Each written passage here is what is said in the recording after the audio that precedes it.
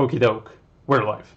Thank you everyone who's here. Thank you for everyone who left messages in the chat. I'm gonna read everything. Let me see, I have everything prepared. This was I started getting ready well in advance this time, and I'm not sure because usually when I'm under stress, I know I got everything prepared, but when I take it a little slower, I may have not. So thank you. Let's see who is in the house. Starting from the very beginning, Lollipop Art, Laura. Thank you so much. Says can't wait to start. Tarcisio, I'm sorry if I'm mispronouncing it. Domante, hello, I'm a big fan of yours. Many greetings from Sicily. Go big, thank you so much. Joanna Cansanoia, or Cansanoja, I'm not sure, or Cansanoja. Gives us the thumbs up. Thank you so much, Joanna. John says, hey, Liron, hope you are well. Thank you so much, John. Tosisha, okay, I cannot wait. Thank you for that. Donna Bowman, good morning from Virginia, USA. Barb White, love Thursday Lives. Nancy G, me too. Good morning from Akron, Ohio. Crispy, hi everyone from Hamburg, Germany. Dave Lowe, hello Liron, hope you are well. I do look forward to Thursday's live, especially this one. Should be pretty good. Thank you so much. Jeff Francisco, hello everyone. Of course I am. Hey, Zaid Thakur, 2 podcasts I wait for every Thursday, a fitness one and yours. Thank you so much. That's cool. Let us know which one is the fitness. Vicky P, good morning. David Green, good morning from New Jersey. So thank you so much to anyone who is here. We're going to paint today. We're going to do watercolor. I know that's what most people are looking forward to. And we're going to paint this very nice scene that you can see here on this side. So let me show you my face a bit. So we're going to paint the scene. It's going to be like a straightforward painting process in which I'm trying to work on things I know I want to improve, which is the control of colors and values mainly. The thing with not going too saturated and too dark, keeping it as light as necessary, while still maintaining this beautiful pure color. And let me show you, because I actually cleaned my palette, not only this side, but this side as well. I also really cleaned up the water bucket that I have here off camera. So hopefully it's going to be a fresh start in terms of colors. And here's Ruth. Ruth is so cute. Let's see if I can show her to you. Okay, she wants to go, of course, as soon as I start talking. Maybe she wants me to pick her up, I don't know. Yeah, no way. She's going. She's going. She's getting out. I don't know why. She hates it when I do live streams. But in any case, she'll probably pop in to visit later on. So thank you so much. One thing I will ask you to do, if you can, is please hit the like button. It really helps people find the live stream, and more people join us, and more people learn how to paint.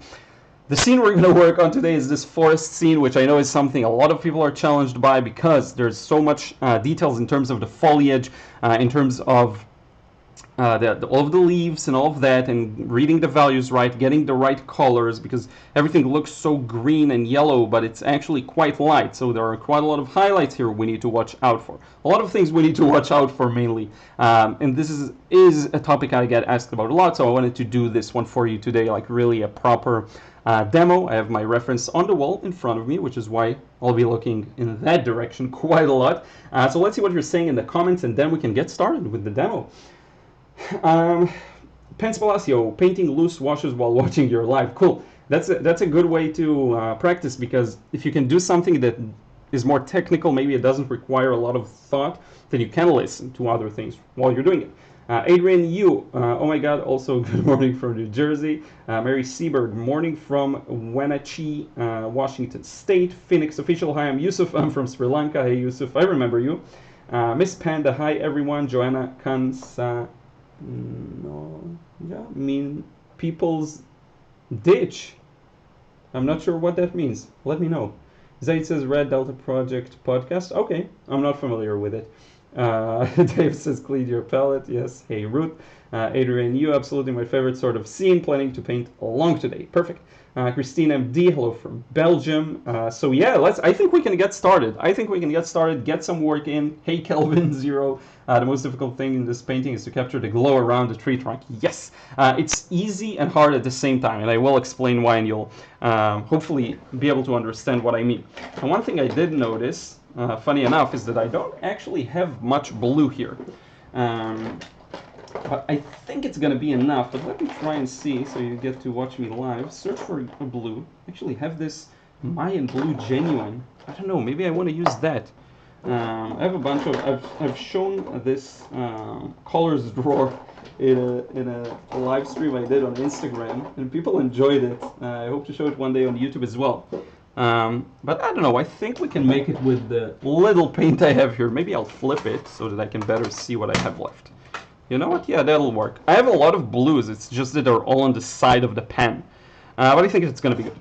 Worst case, I'm going to fill it up with some more paint. I actually ran out of blue paint. I always run out of it. So let's, you know, cross the bridge when we get to it when it comes to the painting process. Let's get started with drawing this. The drawing shouldn't be too difficult and not even too detailed necessarily. I want us to really look at the scene and figure out where to place everything, trying to keep it simple. By the way, it's rainy today, so you may hear some rain. So that's going to be a nice added bonus. I do see there's a bit of dirt here. Can't get rid of it, but we'll see. So the first thing I want to draw is the longest shape. Now, what's the longest shape? That'll be the edge of the section of the forest that we see. So it's somewhere around the middle. Now, a lot of people say, do you want these kinds of things to be in the middle? Do you want to avoid the middles?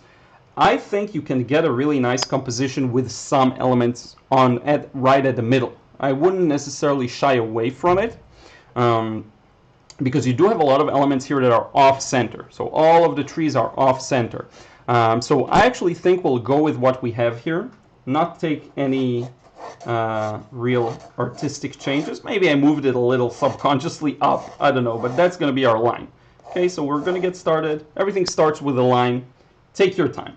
Now, here's the part where a lot of people have trouble with, and I'm going to show you already in the drawing stage how to deal with it, which is the tree line at the back. Okay, now the thing with people is they really fall into the trap of trying to draw each and every single detail. Now, when I look at it, I just see the outline of the trees. So let me show you what I see. I see this kind of a tall tree here, and then it goes a little lower, then it goes a little back up, kind of dips here, goes a little back like that, goes lower, lower, and a little up. So that's going to be the edge of the shape you see in the background, separating the trees from the sky. This is where the super strong highlight is going to be. I'm going to show you how to deal with it. It's actually simpler than you think in some cases. But this is it for the back. I don't need much more than that because I'm going to treat it like that. I'm going to treat it as one big shape. Okay? Let me know if you have any questions. I will go over everything and read. Joanna says it's like a ditch that runs through the city. Okay, that's cool. That's a very interesting name. Cansanoia. I do wonder how you pronounce it. I don't think you mentioned it, so I'll see later on if you did. Now, the trees. This is where you really want to figure out a good composition. Let me show you. What you always want to do is, at least when you get started, avoid patterns. So don't put the trees like this, all perfectly distanced. Okay, that's what you want to avoid. By the way, do you see the pencil? This is all it has left, so I'm really using it up till the end. You want to avoid these equal distances. So as you can see, there's one major tree kind of to the right third, and then there's another major tree. There's one that's really close to us. Then there's another major one, but I'm not going to place it in the third. I'm going to move it a little to the left, okay? And then look at the distance between these two to hint at where to place the next tree. Should you place it right here in the middle? Go a little to the right. And then look at this distance. Always work a little off center. Okay, I'm going to show you how I do it right here. So we'll get started with the with the biggest tree, the one that's closest to us, and the base is somewhere around here. And then it goes up like this. And don't worry, once I finish the drawing, I will go back and look at some of your questions. So this is one tree, and it's really prominent. It's really in front of us. Now let me go ahead and get rid of these pencil lines to really show that this tree is here. Now it's a little too thick, but that's fine because I don't have to paint it as thick as I did it here. I can go a little thinner. Okay, now another tree going to be around here. Now I did pull this one a little to the right, not even a third. So for this one, I'll just place it where I see it. Now look at the base. The base is to the left, closer to the left side. It's kind of midway between this distance. So I'm going to place it here, put this here. You don't always have to run away from middles. Okay, it's fine if some things are in the middle. Now it's a little more at a distance, which is why I'm going to make it thinner. Okay? Sorry, I just looked at the chat for a moment. Yeah, okay, we're good. We're good.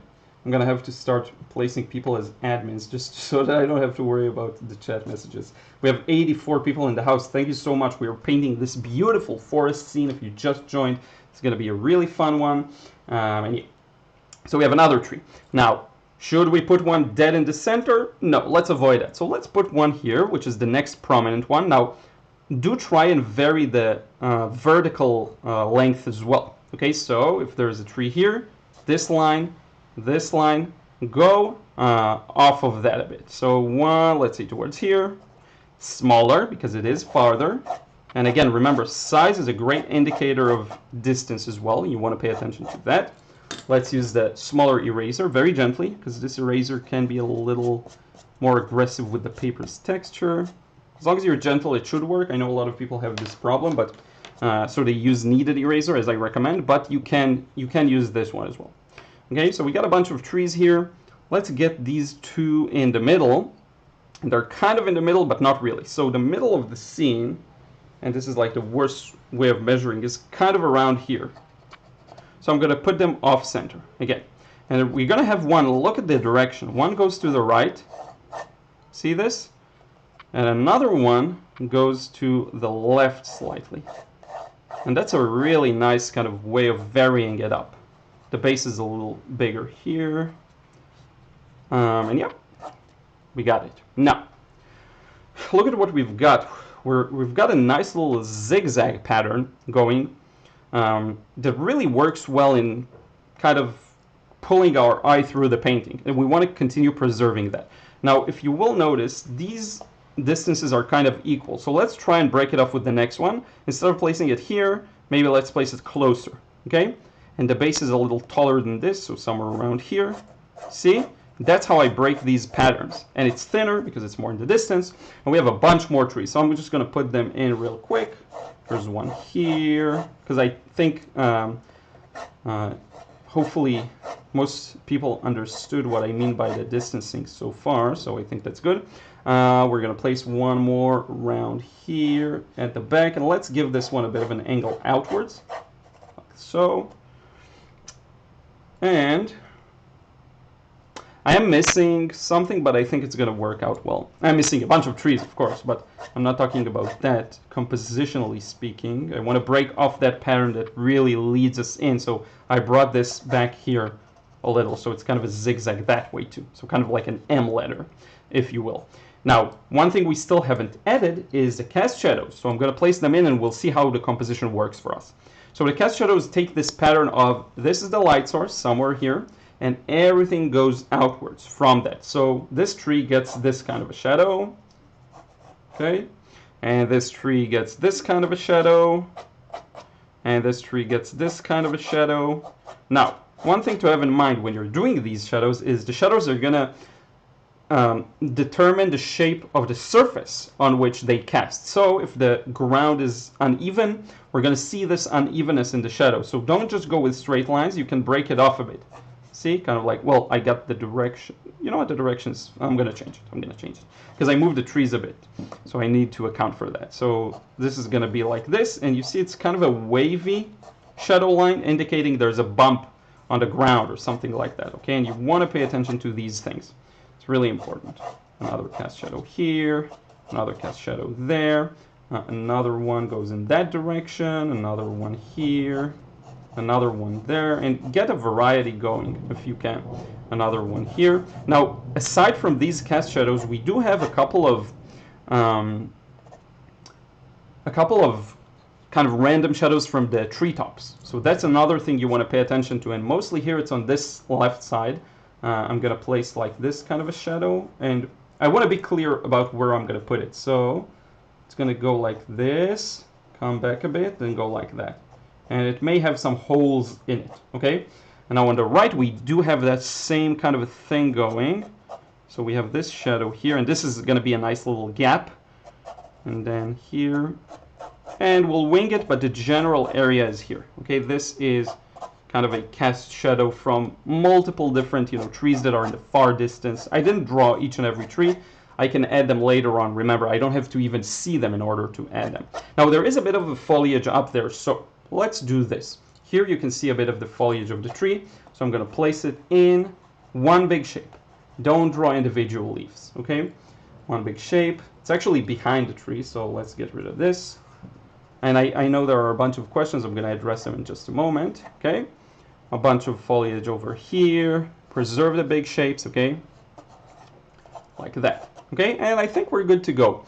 There are obviously a couple of details on the trees, like these kinds of leaves. We're going to save these for later because they're going to confuse us when we look at this and we look for simplicity in how we draw it. Okay.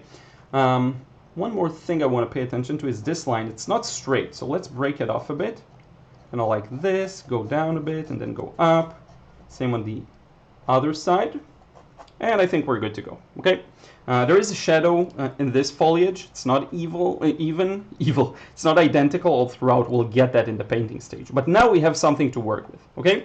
So now let's look at some of your comments, see if I can address some questions, and we'll get started. We'll paint the first wash. It's going to be very, very fun. So we have a bunch of them. Mine blue. Yeah. Okay. We're going to run through these. And then we'll get started with the painting. Kelvin Zero. The most difficult thing about this painting is to capture the glow. True, to some extent. Aqualola Quintessent. Hey from India. Glorima Rulson. Good morning from Florida. Thank you for the live and your art. Blessings. Thank you. Piccolina. Hello from Italy. I will follow you carefully. Sandra Fishman. By the way, I'm going to move my hand in case you want to draw this. Hello again from New York City. Olga Ward. Hi from New York. Laura. Mine blue is more greenish. Yes, that's true. Amy James, so grateful for your videos. Phoenix Official, thank you for remembering me. Sylvia Boychek, I think. Hello from Poland.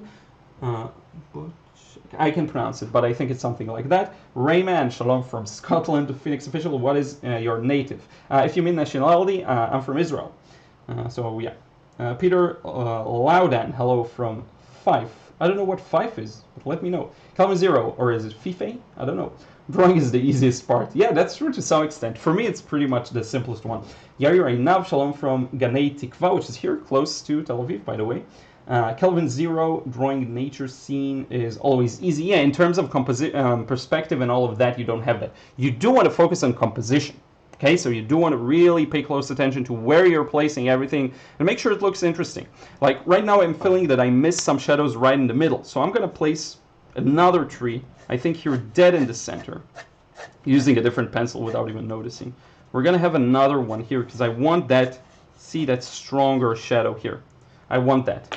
And let's get rid of these lines to make it clear. You see, this is what's good about, people, sometimes people don't want me to talk too much and just want me to paint, but most people I know enjoy it. But the thing is, with talking, I take a break, and then when I revisit this, I notice a few things that I'm missing.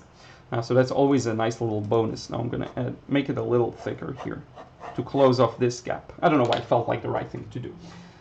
Cassis Liab, hello from France. Rich G, Rich Goss from New York. Melodia Singer, hola buenos dias desde Chile. Hey, how are you? Joanna says it's like a ditch. We read that. Aqualola Quintessent laughs. Kelvin Zero, painting that light is simple, but the tree is the difficult part because of the glow around the trunk. I'm going to show you how to do that. It's actually mostly based on values. We will try and get a few sun rays, kind of stray sun rays through, but that's not even the main part in this painting, trust me. I hope I don't mess it up too badly, though. Lisa Bertram, hello from hi from Italy. Abraham Acevedo, hello from Gran Canaria.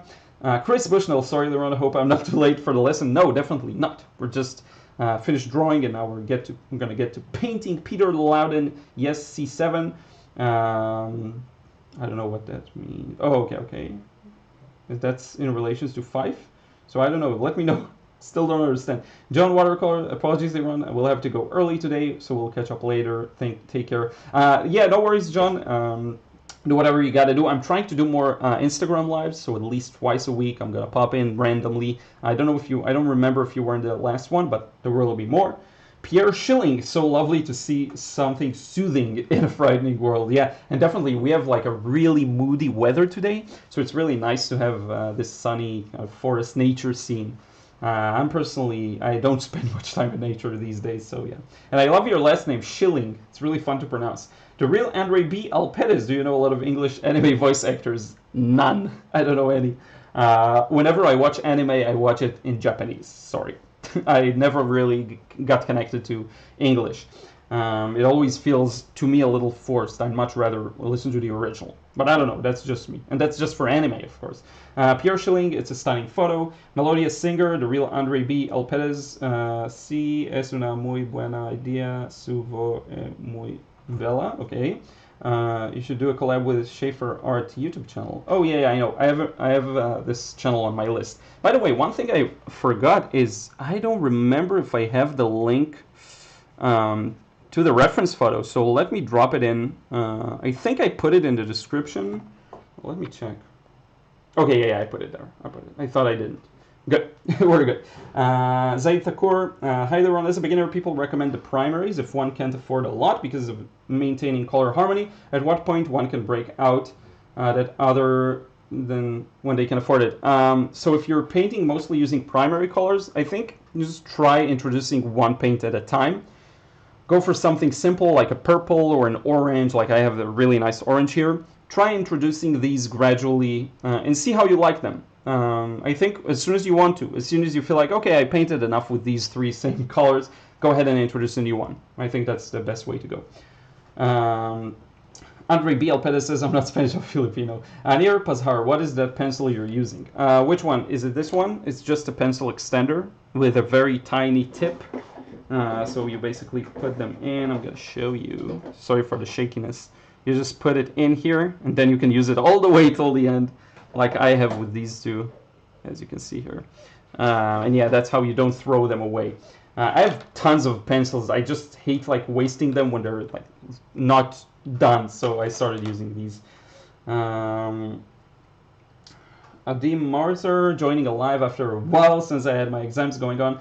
Good to see a calming as well as educational video. Yeah, I hope I can provide that for you.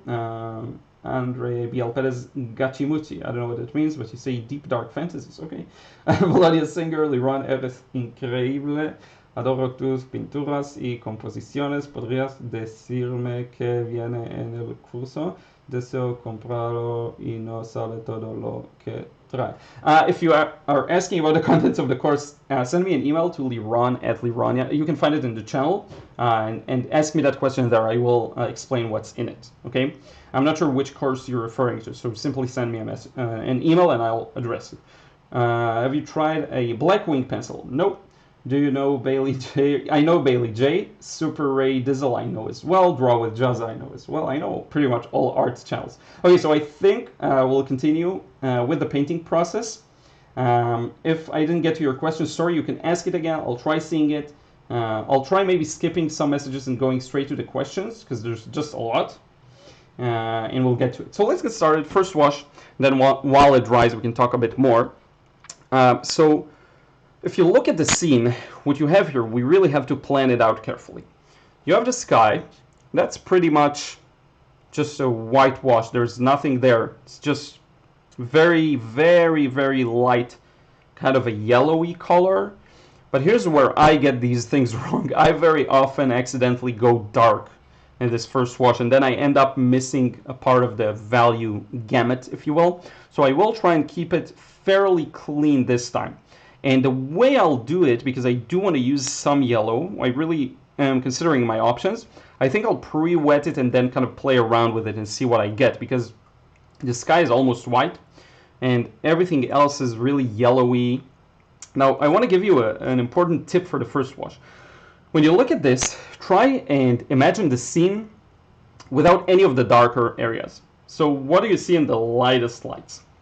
So to me, that means focusing on the sky, this foliage in the background, the ground where it's light, it's lit, well lit, and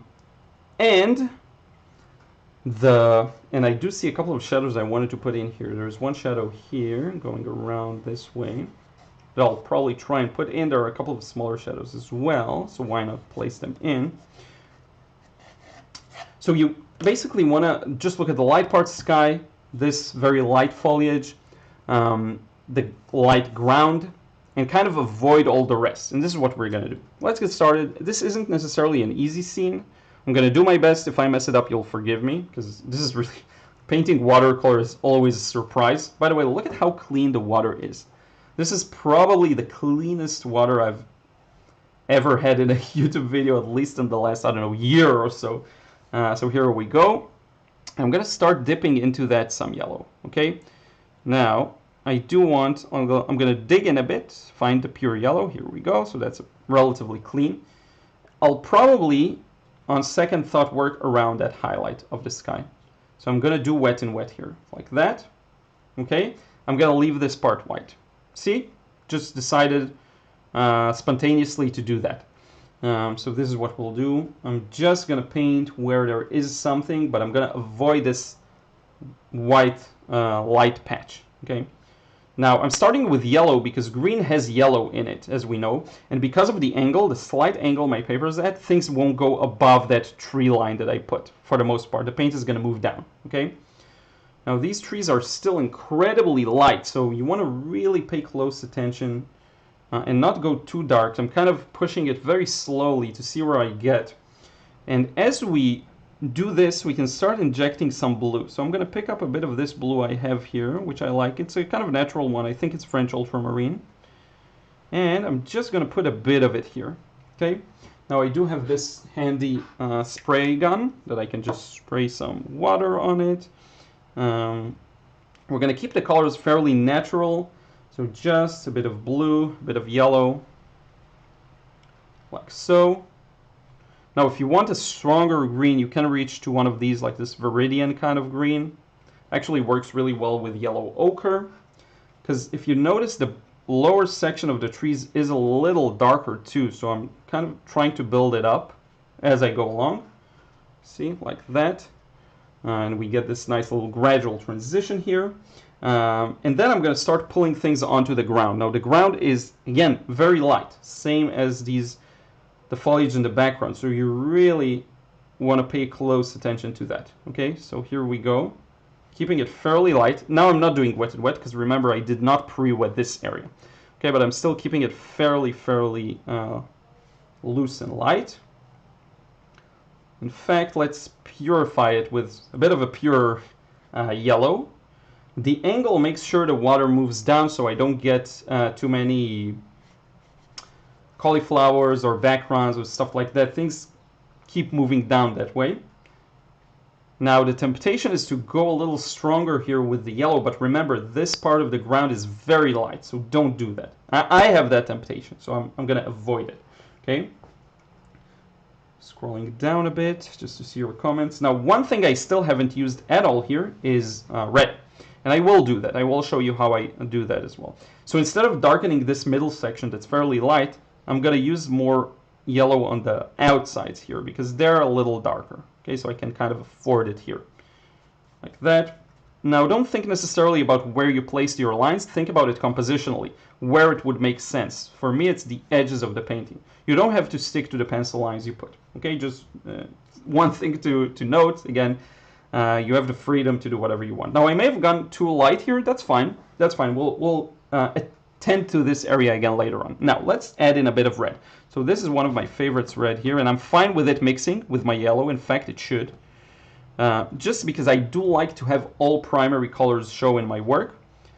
So I'm going to place a bit of red. In fact, I'm going to go over this tree trunk with a bit of that same red. We can maybe go above other tree trunks. I promised I'll show you the sheen. So if you take a look here, see, big parts of this painting are starting to dry. Not much sheen here. So we have to be careful. Okay, let's put a bit more red here, and let's use this a bit just to get things to keep flowing. Put a bit of stronger red there just to add some interest. I sometimes like to do that kind of a thing. Let's do the same with the strong red to this tree maybe here. See? Some of these trees can get a bit of a stronger treatment there. And I think this scene is pretty much, this session is pretty much, we can take a break. Let me see this in the monitor. I think this is good. This will work. I'm going to dry it real fast with the hairdryer because I'm afraid I'll get some backgrounds here, and I want to avoid that. and then I'll continue explaining what I'm doing. So I'm just going to mute myself for a moment.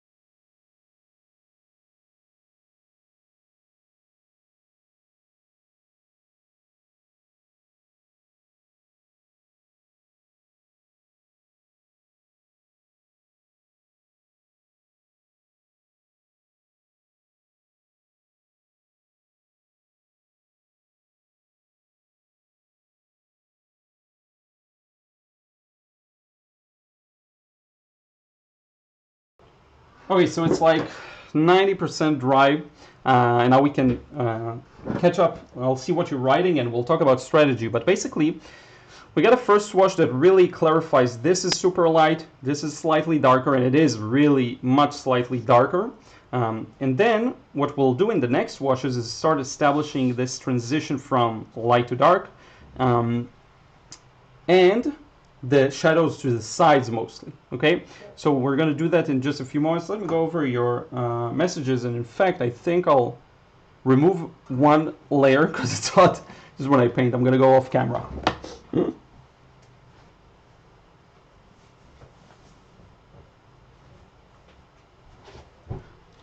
Here we go. Okay, yeah, that's better. Even if it's super cold outside, as soon as I start talking and painting, I go warm. Body temperature goes up. Okay, so Vojta Chepelak says, got it, fog is not evil, note taken.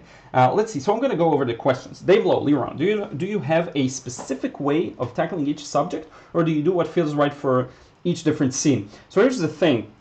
You could say I have a general way of tackling every subject, but that depends on how similar the paintings, the scenes within the subject matter are, because scenes can have huge variety. This scene could look completely different. So yes and no. Sometimes I will, if I'll tackle another scene that is the same light and shadow conditions, light coming from the front, trees and all of that, maybe. But if the light comes from the right or from the left, it's going to change everything, and I'm going to go with a different way. I do have this kind of a bank of experience in my head that kind of helps me know in which way to get started on a painting. Yes, there are patterns, but it's a little more complex than that because some scenes do have that extra layer of complexity. I hope that makes sense. I'm just gonna jump in, jump over. Let's see if you have any more questions. Is your accent in Israeli accent? Yes, some people asked about like how I sound when I speak Hebrew. I can try, so בעיקרון ככה אני נשמע בעברית. זה מבטא ישראלי נשמע כאילו, לי הוא נשמע ריק יותר. זאת אומרת כאילו הורדתי משהו ממנו, אקסטרה כזה, רר. So basically what I said is this is how I sound in Hebrew, and it sounds to me, because that's the accent I grew up hearing more, it's kind of like reducing some elements. It sounds emptier, it sounds cleaner in a way, without the R's and the W's and all of these sounds that are very prevalent in English. So in Hebrew, we basically don't have them. That's how we speak a little more sharply, I guess. So yeah, that's kind of what it sounds like. I hope that gives someone a chuckle. Faria Malik says hello from Pakistan. Thank you for everything. Thank you. Tarcisio Domante says, what brand do you use as paper? This is Arsh paper.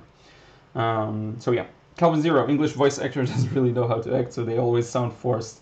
Yeah, I don't know, maybe. I don't know about that, you know, it makes me wonder. Kimberly Hilton, I live in a forest and I love painting nature. Trees are so fun to paint.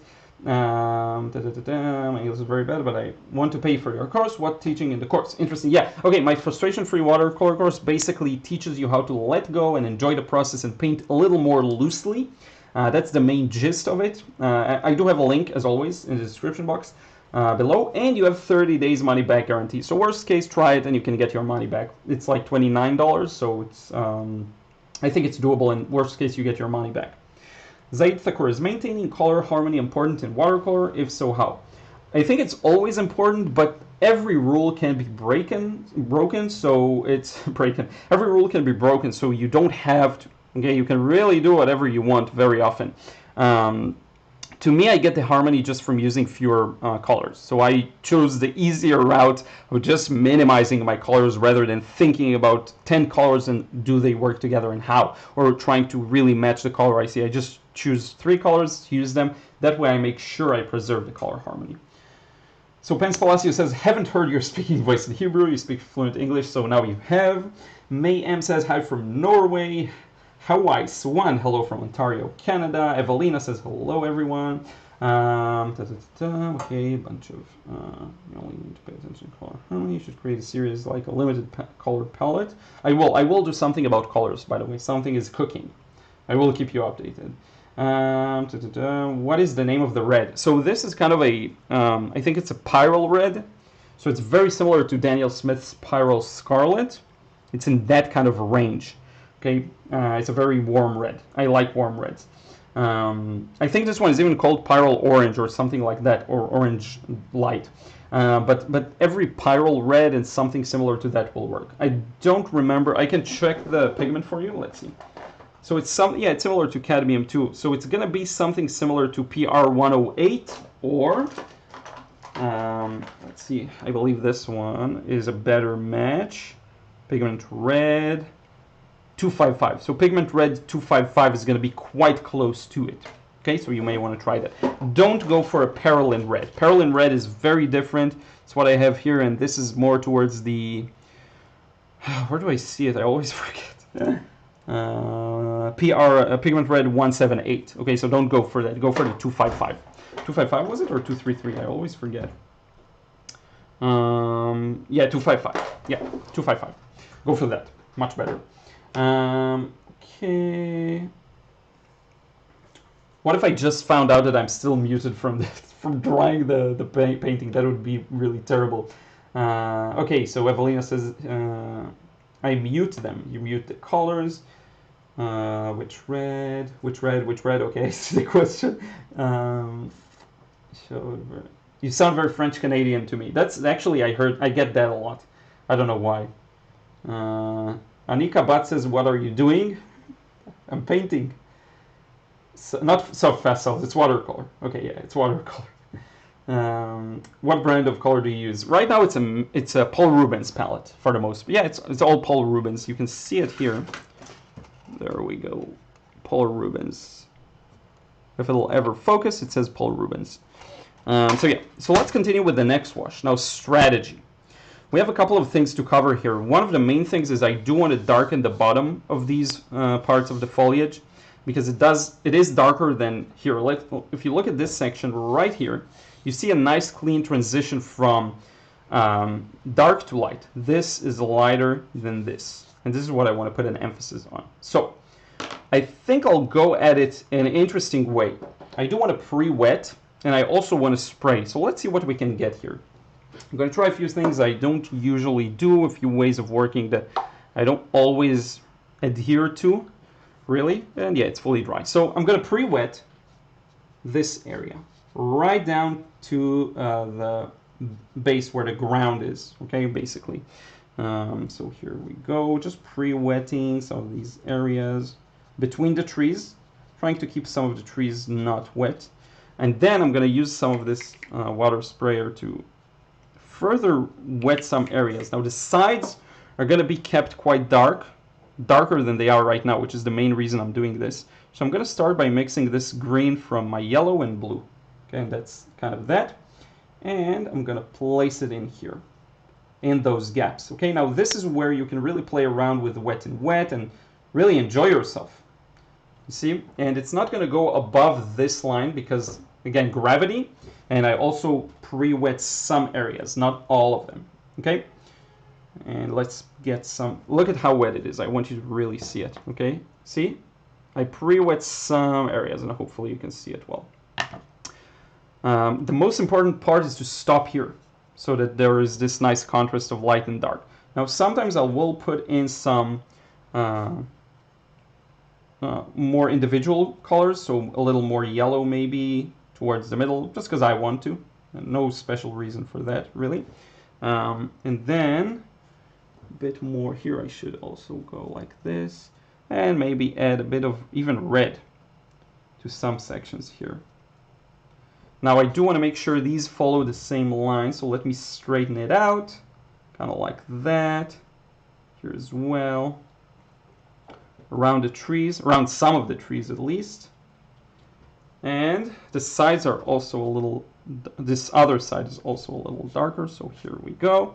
Now I'm fine with some hard edges, in fact. It could lead to a nice variety, so I can pull this up a bit more here on the sides maybe. But generally what I want to do is get a clear transition from slightly dark to lighter, okay? So I think that works out nicely, and I can pull it a little higher here. It's funny how some scenes are a big challenge to talk and paint at the same time, and some aren't. I don't really know why. Like this one, for some reason, I find much harder to do both. So here we go. A little darker around this side here. Like that. Maybe get the bottom section to be a little darker on some of these. And you don't have to avoid the trees, you can go over them, it's not the end of the world actually. I just chose to do that anyway. Now, the sides, this is what I want to direct your attention. There are shadows here, so let's continue this wash and continue over to the shadows, okay? Now the shadows are pretty dark green, and they're not as muted, so let me add this kind of a, I don't know what you'd call it again, viridian, something like that. And I'm just gonna continue with this wash, pull it downwards, kind of drop the brush, never mind. Go beyond that separation on some areas on the side, okay? So something like this, then like that. Some cast shadows from random trees, like this. And this is where the principle of merging shapes together really comes into play, because you want to make sure you combine this, you help this move, and I'm gonna wet this again here. Help this shape move onto the foreground or whatever it is. Okay, we have a pretty strong shadow here. So let's get some more paint in here. And I'm gonna get the trees in just a moment, so don't worry about these. I do want to get this nice little shape of light and shadow here, okay? So you see, the painting kind of dictates where you work. Because I wanted to move this wash a little more down, kind of made me go there, even though I wasn't planning on going there now. So you have to sometimes allow for spontaneity to kick in. I'm gonna blend some of these edges here by spraying over them, because you see they are quite soft in the reference. And then I'm gonna do the same on the other side. I'm gonna start pulling in some lines from the trees right around here.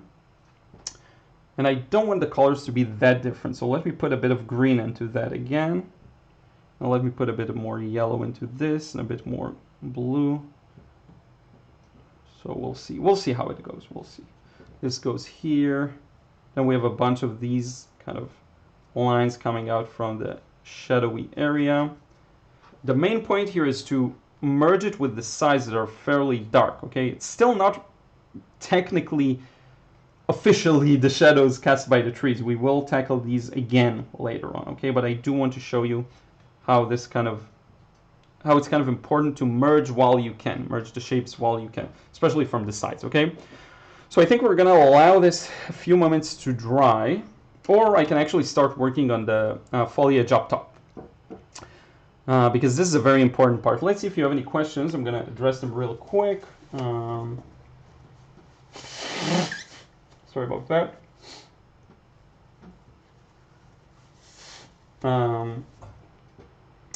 Warm, do you soft pastels? No, okay, yeah. How strange. Mega Agarwal says, how strange, I can't see blue in the reference photo. The way you edit colors is really fun and interesting. Yeah, so you have to kind of break away from that sometimes. So I really wanted to add these blues in and other colors that aren't necessarily as visible there. They are there, but it's pretty much green. Do you have tips to sketch out a face? Yes. Study drawing three-dimensional shapes, basic ones like ovals and balls and cylinders, and then learn the facial features, like how the nose looks, how the lips. Learn the anatomy of the face. It will really help. By the way, this looks super strange right now because we barely have any of the vertical lines. Okay, so don't worry about that. You make soft. Okay, yeah. So no, it's not soft pastels. It's watercolor. Do you have the? Okay, yeah. Color's temperature is a little relative, so you can't really say that it's just warm or just cool. So it's just important to let you know that. Domo, hey Liron, do you know Eric from Cafe Watercolor? I think both of you are similar, like similar things in terms of watercolor. Yeah, of course, I do know Eric. In fact, Eric made me a portrait of myself, which I'm super grateful for. That is right up above me. I may show it to you again later on. I did show it in a few of the past lives. So I'm gonna mix a bit of a more muted green here. I'm gonna start putting in the tree details up top. Now again, a lot of people have trouble with this. Not like how do I get all the leaves in, how do I get the shapes to look right. Basically, you don't have to have the shape look perfect, or rather you don't have to paint every individual leaf. It's just about the edges of the shape. So let me show you. So I'm just going to put in this shape here for the foliage, and then as long as I have a couple of things that look like leaves around it, that's pretty much enough. Okay, so I'm just worried about the contour lines around the shape. Okay, kind of like that. We have some of those coming from the left here, like this. And I'm gonna add something really nice in a moment, and I think you'll like it. Let's vary it a bit with a bit of blue. This scene is challenging. Like, I actually am being challenged at the moment. It's not easy. Right? I really have to think about how to do things effectively and efficiently and not mess it up too much. Now this tree does have a few very clear foliage on it, so I'm just going to add it in right now. See these small dots? They really help to establish some kind of a foliage. Now one trick I want to show you. You grab the brush that I dropped on the floor. So let's get it. You grab something like a sword brush or a rigger brush. Get some paint, and then what you do is you can get a couple of branches in while it's still wet, and it can really enhance the look of it. See? Kind of like this, very thin kind of lines. It can really help it look like trees and foliage. And I am taking my time because I'm just working on one section, okay? There is no hurry. What is important is that the closer I get to this area with the sunlight, I'm really gonna stop, okay? Make things a little lighter, and I will show you a couple of very interesting things here. Okay, so what you do see is some branches, but they're very light and very yellowy almost. So let me show you.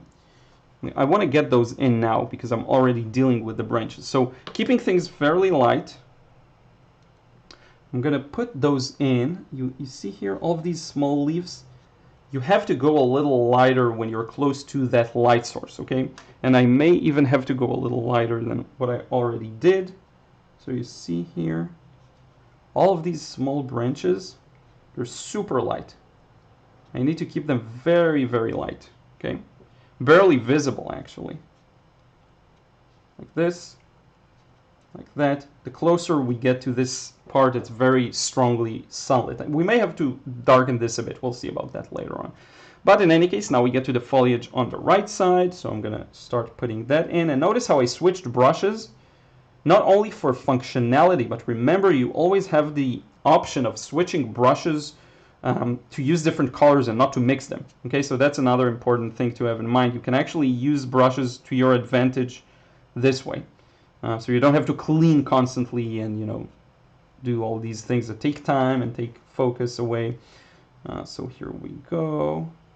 A bunch of leaves here are enough to tell the story. I don't want to go too detailed here. Let's connect this side section here. And it's funny how that's how it is with watercolor. You always get started with, that's how I like to do it, a light to dark. And so before you put in the final shapes, it always looks a little awkward. But bear with me. Stick through this. I know that's many people have this problem of feeling like they messed up the painting. In truth, they just haven't finished them. So yeah, just letting you know that. And yeah, I think we're good in that regard. We can actually start working on the tree trunks. Now, here's how I'm going to paint them. I'm going to start with a tree trunk, and then I'm going to connect it to the shadow in one go. There's no need for a separation. Now, if you really look at the reference photo carefully, you will notice something interesting. The shadows are kind of a darker iteration of the green, while the tree trunks are a little brown, a little red. So that's an important distinction to get. You want to make sure that you make that separation. It will help to better notice where the tree ends and it turns into a cast shadow. And it will feel like a part of the ground. It will just enhance it overall. So veer towards the warmer in the tree trunks and towards the cooler, greener on the ground. Now, one more thing. Look at, and I'm going to make the reference photo larger so you can really notice it. Look at the trees that intersect here with, let me move this because you can see. I just want you to see both. Here, the trees that are in this area, they're very light. It's almost like, again, the light pours through the foliage and lights them up. So you want to pay attention to that, okay? You really want to pay close attention to starting very light, very kind of brown, golden, and then slowly moving into the red. Okay, and I'm going to show you how I do this for every tree. Now, one thing I did mess up, I'll try to correct now, and we'll see how it goes, is this should be much cooler. I should have kept this cool blue all throughout. So let me try and glaze over it with a bit of blue. Maybe we can mute it a bit, okay? Just noticing it now. This should be much cooler and more muted, okay? Kind of like that. It'll just lead to a much better color harmony. Not necessarily color harmony, but a sense of depth, okay? So if you do want to make sure you get some sense of depth, keeping this part behind, that's the way to do it, okay? Now again, we're really taking this all the way to the edge, working around those darker shapes. I know it's weird. Sometimes I put them right in together with some other shadows, but I want to keep them for last, and you will see, okay? You will see it all connect. Okay, so I see there's a serious conversation in the chat, so I'm going to let you talk. Sticky web channel, how do you make it realistic, easy on a face drawing? Well, it's not going to be easy to draw a face realistically or to paint it. You just really have to learn the anatomy of the face. There's no way around it. I did talk about it in a few other videos, but maybe I should do a proper one on just this topic. It's not easy. You really have to learn what the general structure of the nose is, okay? And what the lips are, how the eyebrows are, where they are on the skull or on the general structure of the face. I would get started with the Loomis method. I did talk about it a few times. I'm going to write it down into chat. Loomis method heads. Check it out. Caio Lima de Melo Machado. Every single time that I paint landscapes, in the middle of the process, I seriously think that I ruined the painting. Yeah, okay, we're going through this together. Don't worry, nothing is ruined yet. Trust me. Petty M, hi from Uruguay, lovely scene. And one thing I did learn with watercolor is don't panic.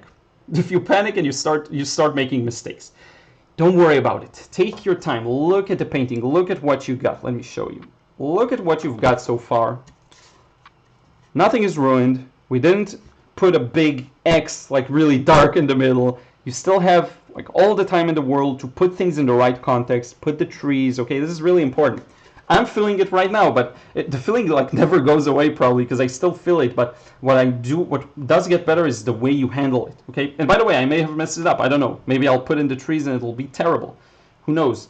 But just letting you know, it really is a big part of it is just accepting that there is more to the process. So you don't necessarily have to worry about it yet. Okay? Oh, Rinske Colors. I'm sad I came in this late. We'll try to be painting this later. Just started watercolor 2 months ago. I'm trying to learn different techniques. Awesome. Zaitakur, hey Liron, is it normal for watercolor to overlay over pen sketches? What do you mean by overlay? Like, let's say you put watercolor over a pen. You say that it actually makes the pen disappear? Is it opaque over the pen? It can happen. It will happen if the paint is more opaque. And it depends on what colors you use. Yes, it is possible. Some yellows do that I've seen. Some reds too. It is possible if that's what you mean. Let me know if that's what you meant. Elizabeth Rodriguez, hi there, you're a Costa Rican fan here. Thank you so much. Drinking. By the way, thank you so much. 171 watching. I think that's a record. I think maybe that's the most we've had ever live simultaneously. Maybe we had 180. I don't remember, but that's amazing. Thank you so much to anyone who is here. So yeah, you're a Costa Rican fan here, drinking my morning coffee and watching you making art. Always a good way to start my day. Thank you so much for that. Marth922, hello from Albuquerque, New Mexico. Discovered your channel yesterday and have watched so many videos already. Thank you for the balanced teaching approach. Thank you so much. By the way, I'm interested to hear if you just discovered my channel recently, what video help you discover it. I think my recent one on wet and wet technique, it got a lot of views, so I think that helped bring a lot of new people on board. So let me know if that was the one or if it was a different one. The secret to wet and wet. I think it's a really good video. A lot of people found it useful. Kelvin Zero, if you want to paint watercolor, get used to that feeling. You're doing something wrong. Watercolor always gives you that feeling. Watercolor is a wild horse. It'll do its thing, for sure. The most valuable thing, Kayo says, that I learned from your videos is that sometimes you need to abstract some stuff to look good on paper. Yeah, if you try to paint every single thing, it's just a big mess. This is a golden tip. It was really life-changing for me. Thank you. Thank you so much for saying that. I'm so happy to hear. And I see that I'll need to charge my iPad, so let me just get on it for a moment. I'm going to charge it because I want it to be able to read your messages, and that's where I see them. So I'm going to go like this, and then I'm going to go like that. All right, we're good to go. Okay. Sorry, I just had to charge it. Even transparent colors do that. Oh, interesting. I don't know. Maybe the pen. So Zaid, maybe the pen you're using isn't as good. Or what pen are you using? I'm curious to hear. Phoenix Official, how to learn to draw people. Same tip I just gave Sticky Web Channel. You have to learn the anatomy. You can do that from observation and really carefully measure. Actually, I have a few videos on it. Check them out. Just search for sketching people everywhere. I think it'll help guide you in the right direction. It's a huge topic. It's very challenging. Cynthia Zeke, hello from Madison, Wisconsin, USA. Happy to join the party. Thank you, Liron. This light and shadow in the forest is a great project. Thank you so much. Pam Bickford, and we're going to soon start with the trees, so don't worry. Pam Bickford, reminder, hit the thumbs up. Yes, thank you so much for reminding people. If you hit the thumbs up button, it helps more people reach this video and find the channel. So thank you so much for that. Martha, yes, the secret to wet and wet was how I find your channel. I had a feeling from Pinterest. Cool. Huh. So yeah, I add all of my videos to Pinterest, and I never know if it does anything, but that's really awesome to hear. It's great feedback. I'm going to continue. I'm going to continue putting more stuff on Pinterest. Charles John Lito, hi from Modesto, California. Umartang penmanship. I found your channel when I searched technique on softening the edges. Yeah, that's another popular video. Thank you for letting me know. The first video I saw, says Scout, was when you painted buildings with a couple of cars and a crosswalk. Okay, cool. I think I know what, I have a bunch of these, but I think I know which one you mean. Laura says, that's amazing. Thank you. Jeff Francisco, I discovered you because of the Washtober 2020 prompt. Cool. It's good to know. Rinske Colors, one of the videos is pen and ink sketches. That's why I found your channel. Cool. Pen and ink sketches. I wonder which one it is. I have quite a few. So let's see. Yeah, okay. Zaid says using Sakura microns. Yeah, I use them too. It's interesting. I don't know. Honestly, I have no idea. Feel free to send me a picture in an email. I'll take a look. Interesting. I'll have to see it maybe to figure out what's going on. And what paper do you use? Let me know too. Phoenix Official says wet and wet is the best video. Thank you. How soft pencil is best for skin shading? Oh, yeah, that's a huge topic. I don't shade as much because I usually paint. But I will say use a pencil that you find comfortable. So try playing around with, you'll usually need a softer lead, so something in the B realm. B4, 4B? Is it first the number? I think it's first number first. So 4B or 6B is going to be your best friend. Laura Merrifield, to all new viewers, welcome to the Liron fan club. Thank you so much. Zaid Thakur, and I use primaries stated on Winsor Newton website. Interesting. Okay, yeah, I'll have to see it. ANJ510. Liron, is it true to say that once you cover a piece of your paper with paint and it dries, you can't go back over that piece with a wet and wet? You can. It's a good question. You can do wet and wet, as you've seen, over dried paint. It's just gonna work a little differently, not gonna be as easy to. It is a challenge sometimes, for sure. I don't know why, because the paint loses some of its absorption qualities. It is more challenging. So yeah, I think we'll continue with the trees now. Let me dry this a little bit. It's like 80% dry. And how do I know, by the way? Look at the paper. It's still slightly buckled. It's really hard to see, but the paper is still slightly buckled. So, and when I touch it, it's a little cold. So I'll have to dry it just a bit so that we have an easier time with the next wash. So 1 second. And then I discovered that I can't dry it because the iPad's connected. So let me connect it. Sorry. Just a few more moments. You have to understand, if I don't have my iPad in front of me, it's like I'm blind. I can't see your comments. So 1 second.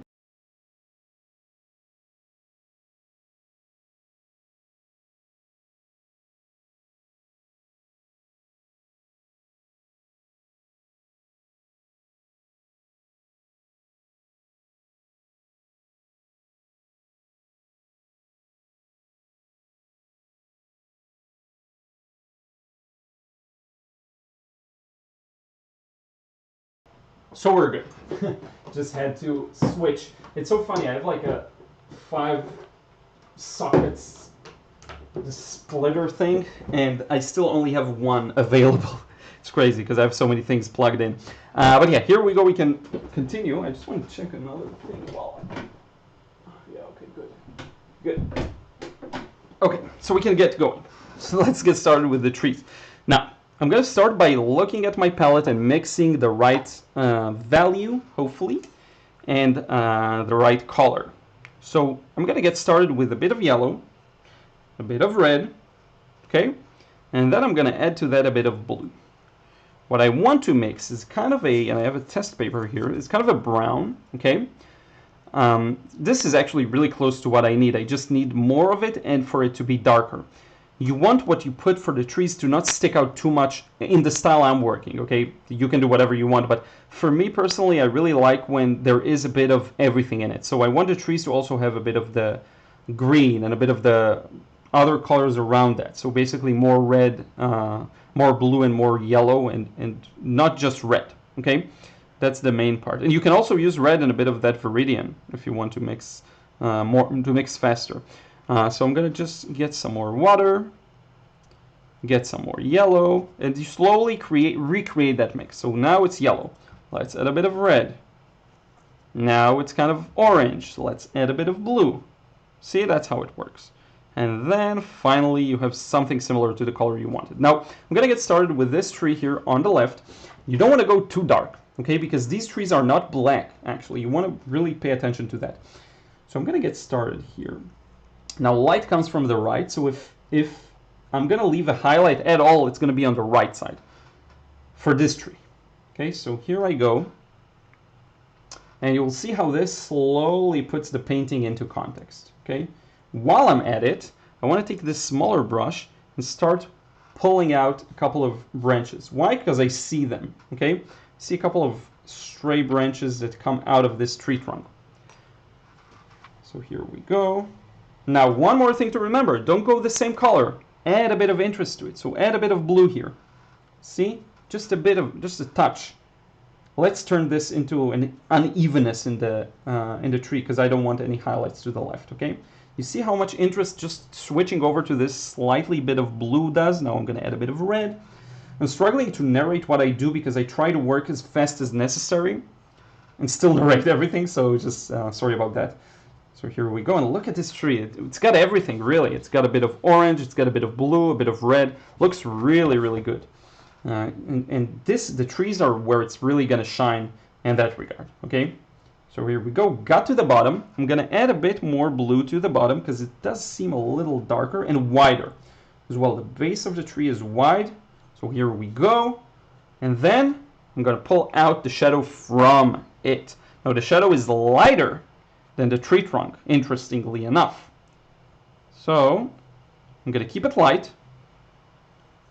Bit of viridian there, and this is a shadow within a shadow too, so kind of going a little lighter maybe. A bit more water, I feel like. And help this paint move. So keeping it light. And that's one tree.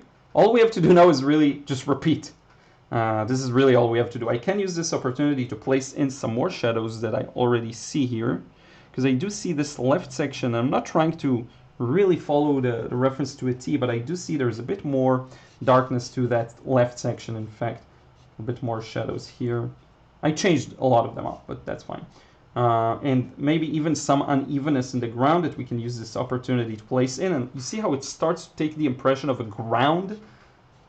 Kind of like that. Maybe even more viridian to it. Like this. Just helps to cement it to the ground, hopefully. Okay? And I think that's good for now. Let's continue with the trees, and then at the end we'll see if there's actually something serious to add. Now, one thing you will notice is with my painting, the tree and the contrast between the tree and the background is bigger. If you look at the painting itself, the background is a little darker. Okay? One thing to pay attention to, it's not the end of the world if this stays this way. I can darken the background, I can lighten the trees if I choose to. This is going to be the darkest tree anyway because it's kind of to the side, so I can go a little lighter in the middle. Okay, so don't worry about that too much. Let's get that other tree to its left. For this one, it's thinner because it's farther. And I'm going to keep the theme of adding a bit of blue to my mix just because I really like the way it looks and it neutralizes it, which is nice. And I'm going to keep this one a little lighter. Okay, just a little bit lighter than the previous one here. See, like that. That way I don't create too stark of a contrast on this left section here. And then we're going to get the shadow cast by the tree here with a bit of everything really. And place it in like that. And let's break this, let's close this gap. We don't need it. It's just, there's no use for it anyway. Yeah. And maybe let's put a bit of darker blue here. Because the tree trunks, you will notice, appear to look a little darker. The tree trunks and the shadow that's right next to them. You can actually add a bit of this blue to different spots if they're still wet. Okay, this isn't really wet anymore. Just a bit. We have to stop. Okay, so we got another detailing. Let's continue. Let's continue actually with some of the prominent trees. Okay, because this is where the magic happens. Look at these trees in the middle. They're very affected by the sunlight, as I mentioned before. So these sections are going to be light, golden, very light. Okay, and then the more you go down, the darker it gets. So we really have to pay close attention to it when we're doing it. Okay, so I'm really trying to see and figure out what it should look like. And let's get to it. I'm going to switch to a smaller brush, this one. Don't need a big one for this. And I'm going to mix this slightly warm but still neutral color here. And very light. Okay, I'm still keeping it light. Use your test paper if you're unsure of the value. A bit more water, that's more like it. A bit more yellow, that's more like it. And let's see what we got here. This is good, this will work. I'm just going to get started. So, I'm going to start light. See? This is fairly light. And it's fairly wet. You can see this if I go like this. See how it shines in the light? That's because it's light. And so we'll continue like that. And then as we move downwards is where we'll start placing in the slightly darker values. You see? Like this. But very gradually, and it's nothing immediate really. And then we'll add a bit of the blue.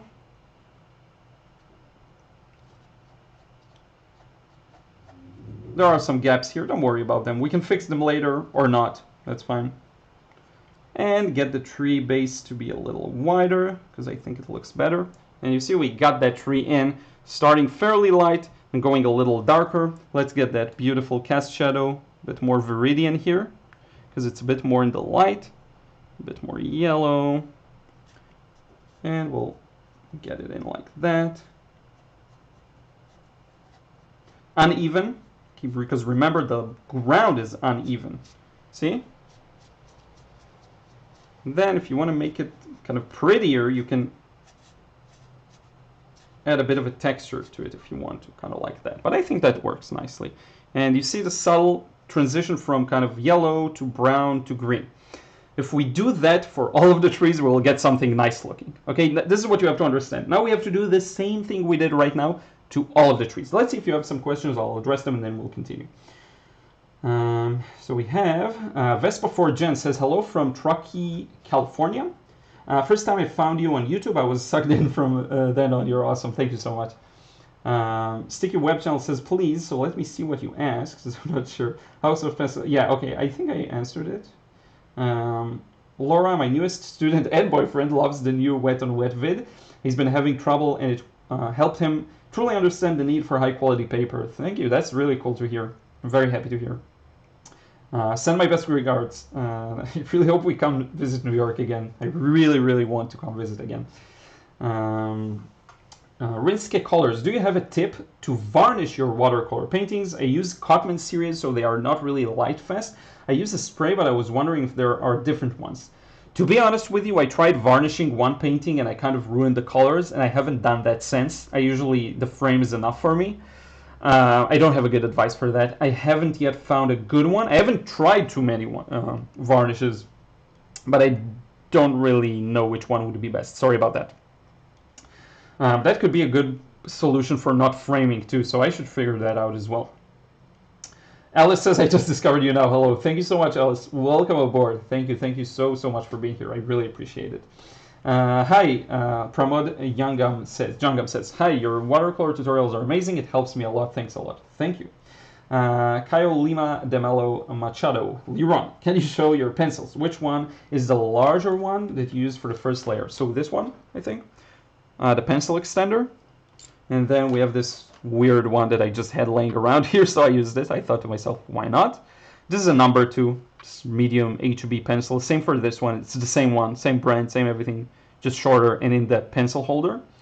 This is like a mechanical pilot pencil, super grip, 0.5. What else? Do I have any other interesting pencils? I have this one. So for the people asking about softer, harder leads, this is 4H. So this is going to be much scratchier. Let me show you. And lighter. So it really scratches the surface and it's much lighter. And I like to use the B ones, the softer lead. So let me show you this one. I know I'm giving you a too long of an answer, but this is 6B. So this is going to be a very soft lead. Comes onto the paper very easily. See? And it can smear around very easily. So yeah, this is the 6B. Let's see.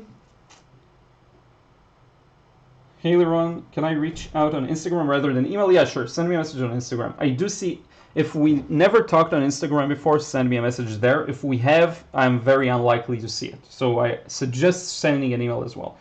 But if it's the first message, then yes, I'm answering all message requests. But once you're in and I answered your message, it's really hard to keep up with everything. So sorry about that. Tony Swiffen, do you think it would be easier to turn the paper upside down, Liron? I've seen Thomas Schaller do this, say sky against tops of buildings. Yeah, I get what you're saying. So to start dark and then slowly go lighter, or it sometimes can help. I think it will depend on you and what you prefer, because I personally do prefer, if I go from light on top to dark on bottom, I prefer going like this, because that way I ensure the dark doesn't seep into my light color. Okay, but that's just me. Again, it will really change based on the technique that's comfortable for you. Maybe you get used to using. But I get it. Yeah, and Thomas is a genius. Thomas Schaller is really good.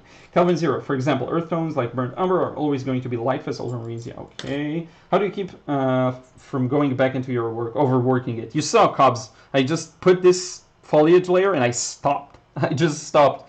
I don't add anything. I did these shapes and I stopped. I don't continue. Okay, that's the main tip I can give you, really. Just know when to stop. Put the right shape in as much as you can. Take care of the edges around it to make sure you maybe want to convey some leaves or foliage, and then don't use it anymore. You do need to get the value right. And yeah, Zaid says, take some time away, like 5 minutes. If you still feel it needs anything, go ahead and work. That's true.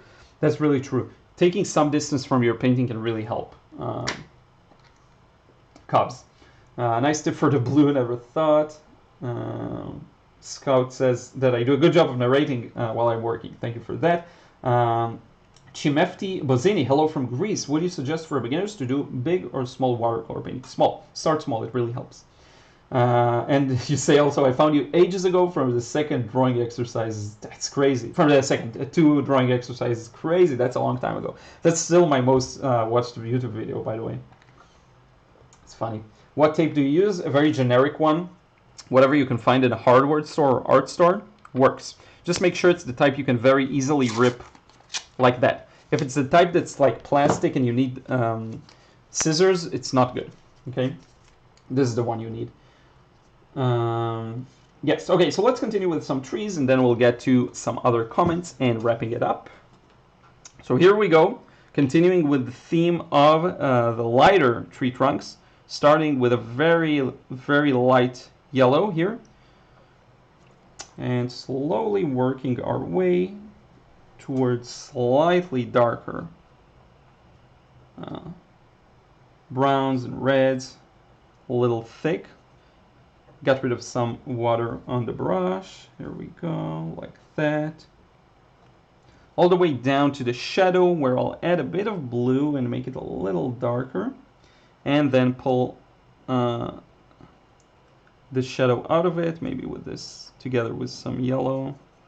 You want the shadow, the cast shadows to have kind of a similar color, just to get a good impression going. You don't want them to be starkly different. So here we go. Again, starting light here. I should have really kept one well purely for yellows. Let's do that. Okay, we have a guest.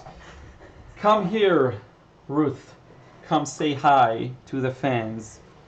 I know you hate it. Let's switch to a larger scene. It's too bad I don't have treats.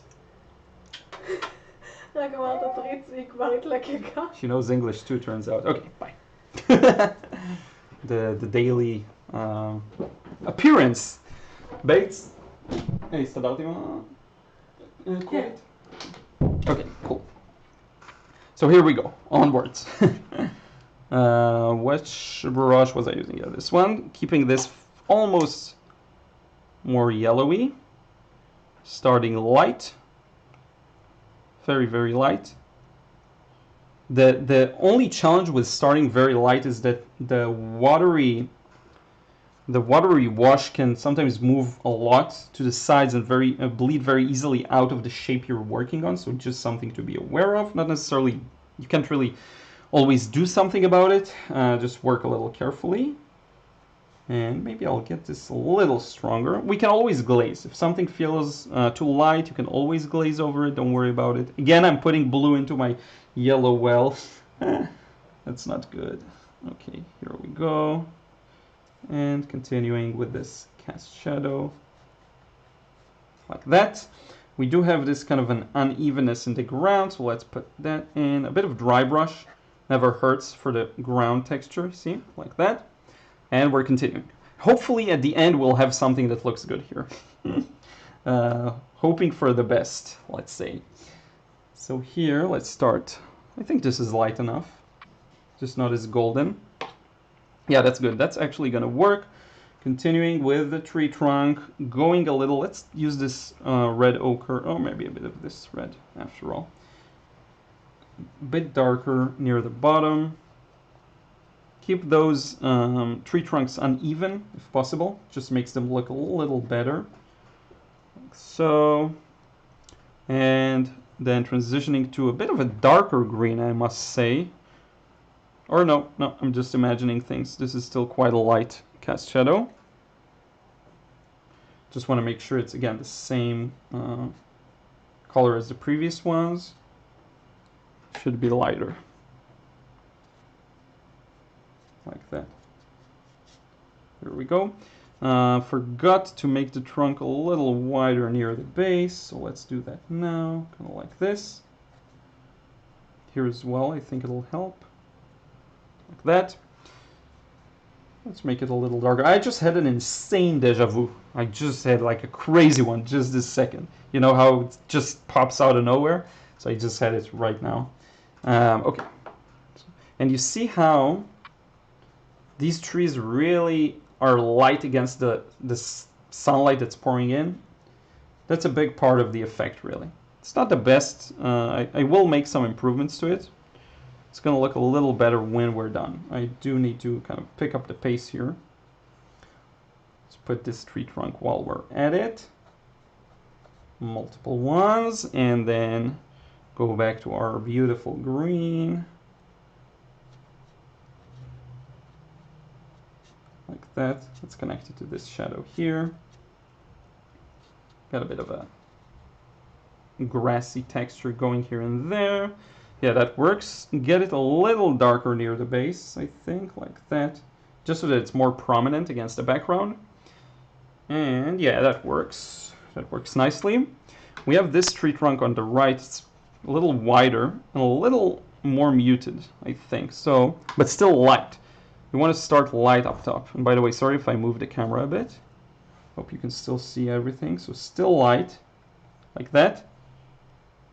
Then the more you move down, the more you're going to take with you more paint. Make it a little darker with every step of the way. Add a bit of warmth to it with a bit of red here. Maybe let's, for this one, add a couple of stray branches just to make it look better. Got a bit of a background there, that's fine. That sometimes happens without really doing anything. So a bit of these branches going off, because this one is in a pretty prime location in the middle. I think it can really just make it look a little better. If you have some of these, and I do see them, by the way, in the reference photo, some of these stray tree branches, and then get a bit of blue in there. I like that. Like this. Bit more green and yellow, and we can drop that cast shadow here, a little thicker probably, like that, maybe like this. Then we have this pretty big, let me get some more wet and wet here, because it's a pretty prominent tree.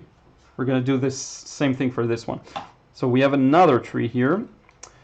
This one I really want to think about. So how do I want to approach it? I'm going to get started with a bit of warmth, I think, because it is a pretty prominent one again. So this is our opportunity to use some colorfulness and really bring it together. So let's get started with this kind of a thing, and then continue adding a bit more warmth to it. So kind of like this. Now here's where I want to start showing some individual colors. First, let's keep the wash going, fairly merged, like that. See? It creates a nice sense of depth because it's a little darker than the background. Now here, let's start putting in some pure paint. So we have some pure red here. Just gonna go a little crazy with this tree, and we'll see what happens. Then a bit of cleaner blue. Like that. Drop it all the way down. Let's get this branch that goes up a little, like that. I don't know if it makes sense, but hopefully it does. And get a bit of a wider base going here. And ultimately a cast shadow here. So see, so that's a very prominent tree. So I'm starting to observe the whole thing as a whole, and I'm starting to figure out where I do need to or may need to make some changes. We'll see about that. We'll see about that. I think this line should actually be lower, but I don't know if I want to fix that yet, if at all. Let's continue with the trees, putting some more of them. We have another close one here, so let's get this kind of a same mix we have similar. Maybe just a little lighter and a little bluer for this one. Because it's at the edges, we don't need the yellow really anymore. In fact, this is a couple of trees. There we go. Got a few for one. Like this. And a very gentle cast shadow within the shadow.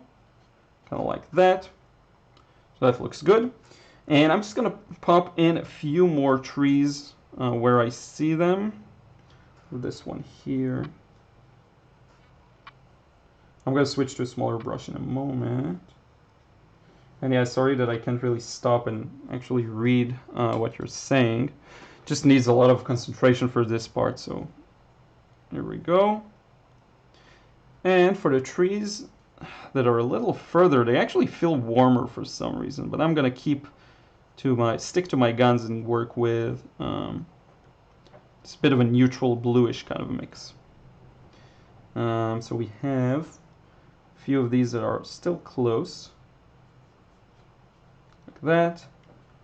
We have another one. You know what? Now let's start getting these to be lighter. I do see some that are lighter in the back, so let's do that. Because I'm missing like a million trees in the background, so like this. Another one here. Again, these are more at the back, so a little hazier. Like this.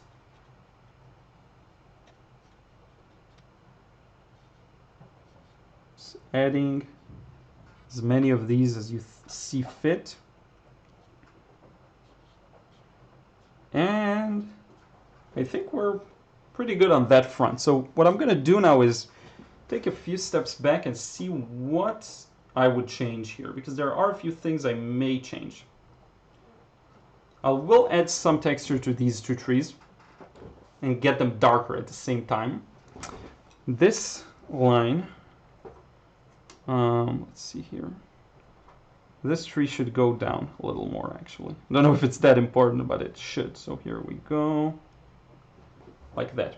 I do see some sections that have a clearer separation between light and shadow in terms of the background. I will make that clearer as well.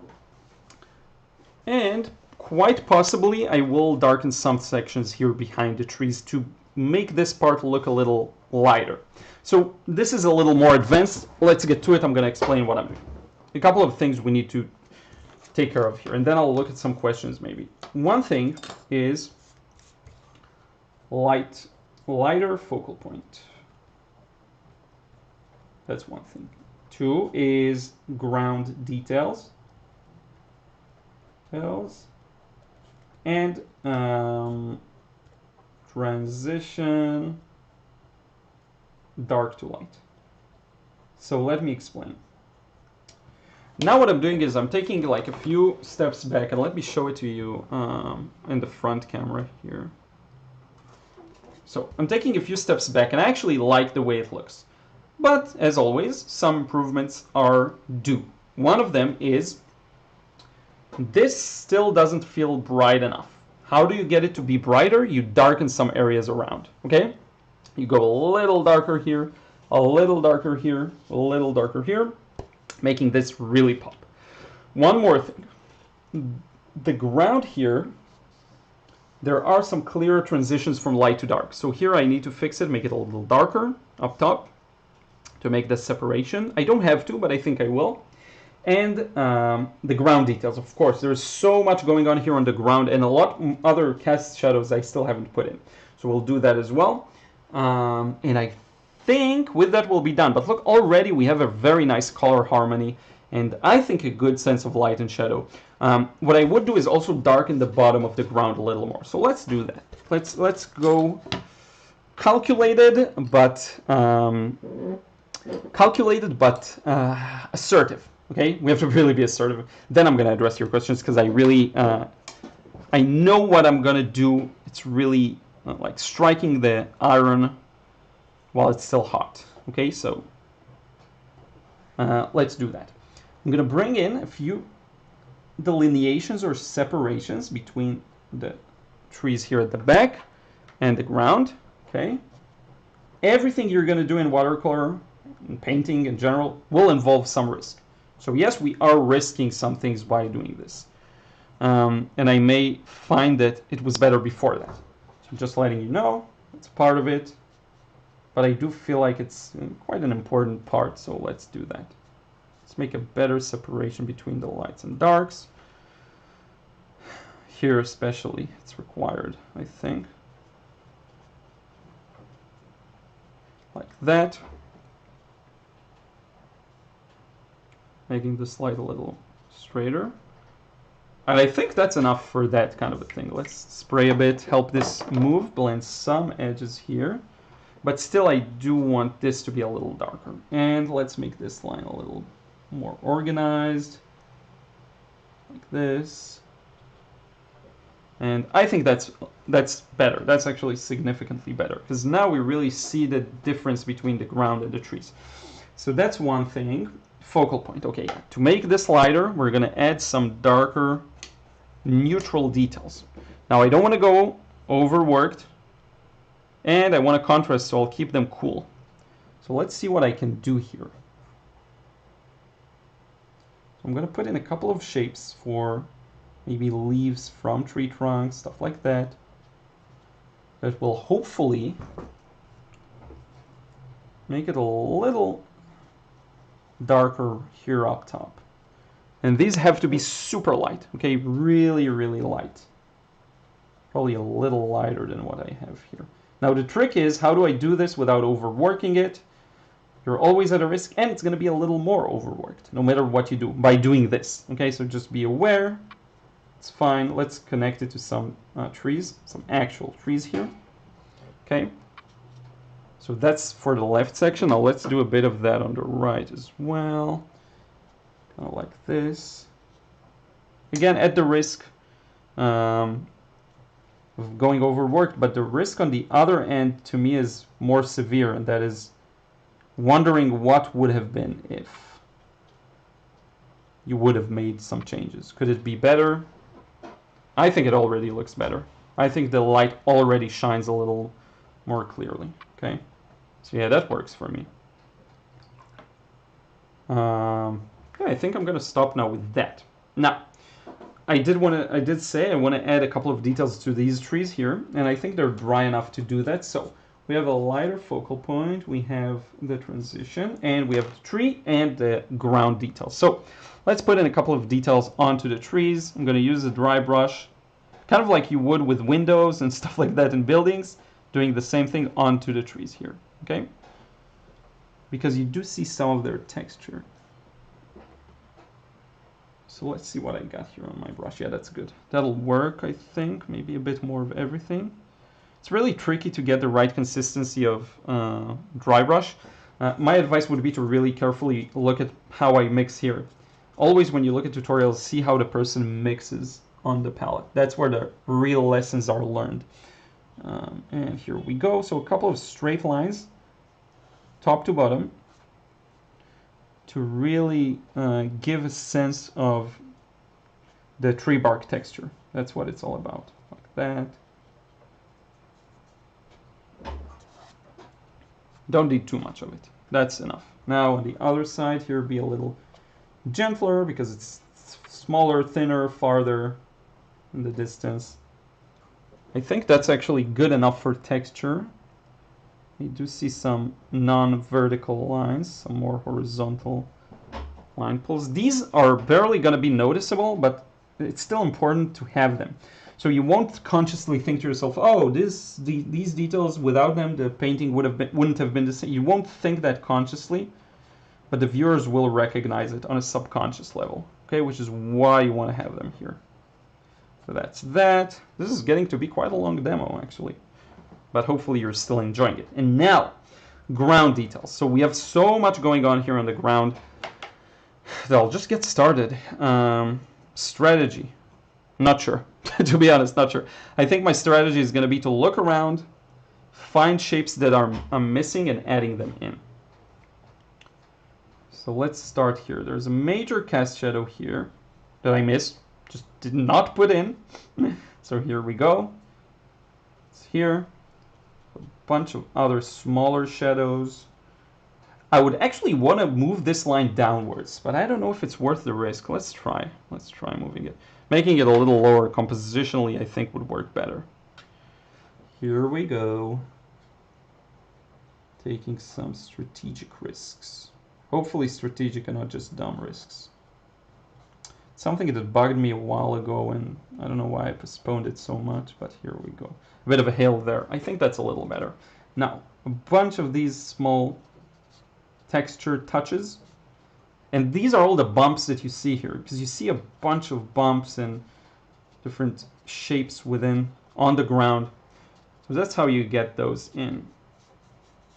Have some longer ones and then some that are smaller and individual. You don't want to just put tons of dots, That's one thing to avoid. You want to connect some of these together, so longer ones, you see?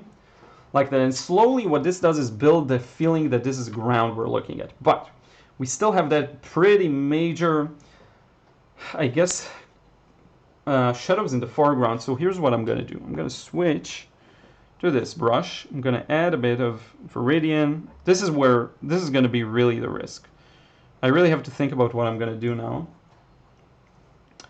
Let's mute this a bit. I need something that's similar to these greens, slightly muted. So a bit of everything, really, and a bit of green. I think that's good to go. Do I want to do this? Do I want to make these shadows a little stronger? Now I'm having second thoughts. A little more green. Because I don't fully see what I want to do. If I add a cast shadow here, all the way down to there, and then connect it here, like that. You know what, let's just do it. I know I need to do something here, so let's just put something confident. See, that's much better. I had a feeling it'll work. And then here we need another kind of a hill area, something like that. It actually works. I had a feeling I need this kind of a thing here. Just to, I don't know, kind of grab everything together, I guess. This is a little too strong though, so let's do this. And let's do this. What is it that we're painting right now? I think it's shadows from the treetops and leaves and all of that, but I just felt like I have to break all of this monotony. Let me see it in the monitor and figure out where I want to take it. So I think the sense of light and shadow is a lot better now.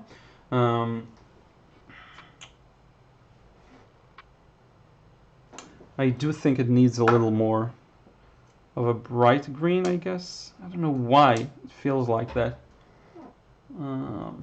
Around here too, kind of like that. I don't know if I'm going crazy, but I'm just seeing some stuff that I want to add, so might as well add them in. Yeah, I don't know, I think that looks good. I think it looks good. Now that I'm done with that, I'm looking at the trees and I'm like, okay, maybe I'll darken them a little more, because you do see them way more clearly in the reference photo. So let's see some questions and then we'll move on to that. That's a complex process. It is much more than I expected. Mary Seberg says, having trouble moving down the tree and adding color. Keep the beginning pretty wet so that you have a bead and so it doesn't dry on you. I don't know if that's what you meant, but that's a good advice I can give you. Work with the right size of brush, so don't go too large, don't go too small, because you really need something in the middle there.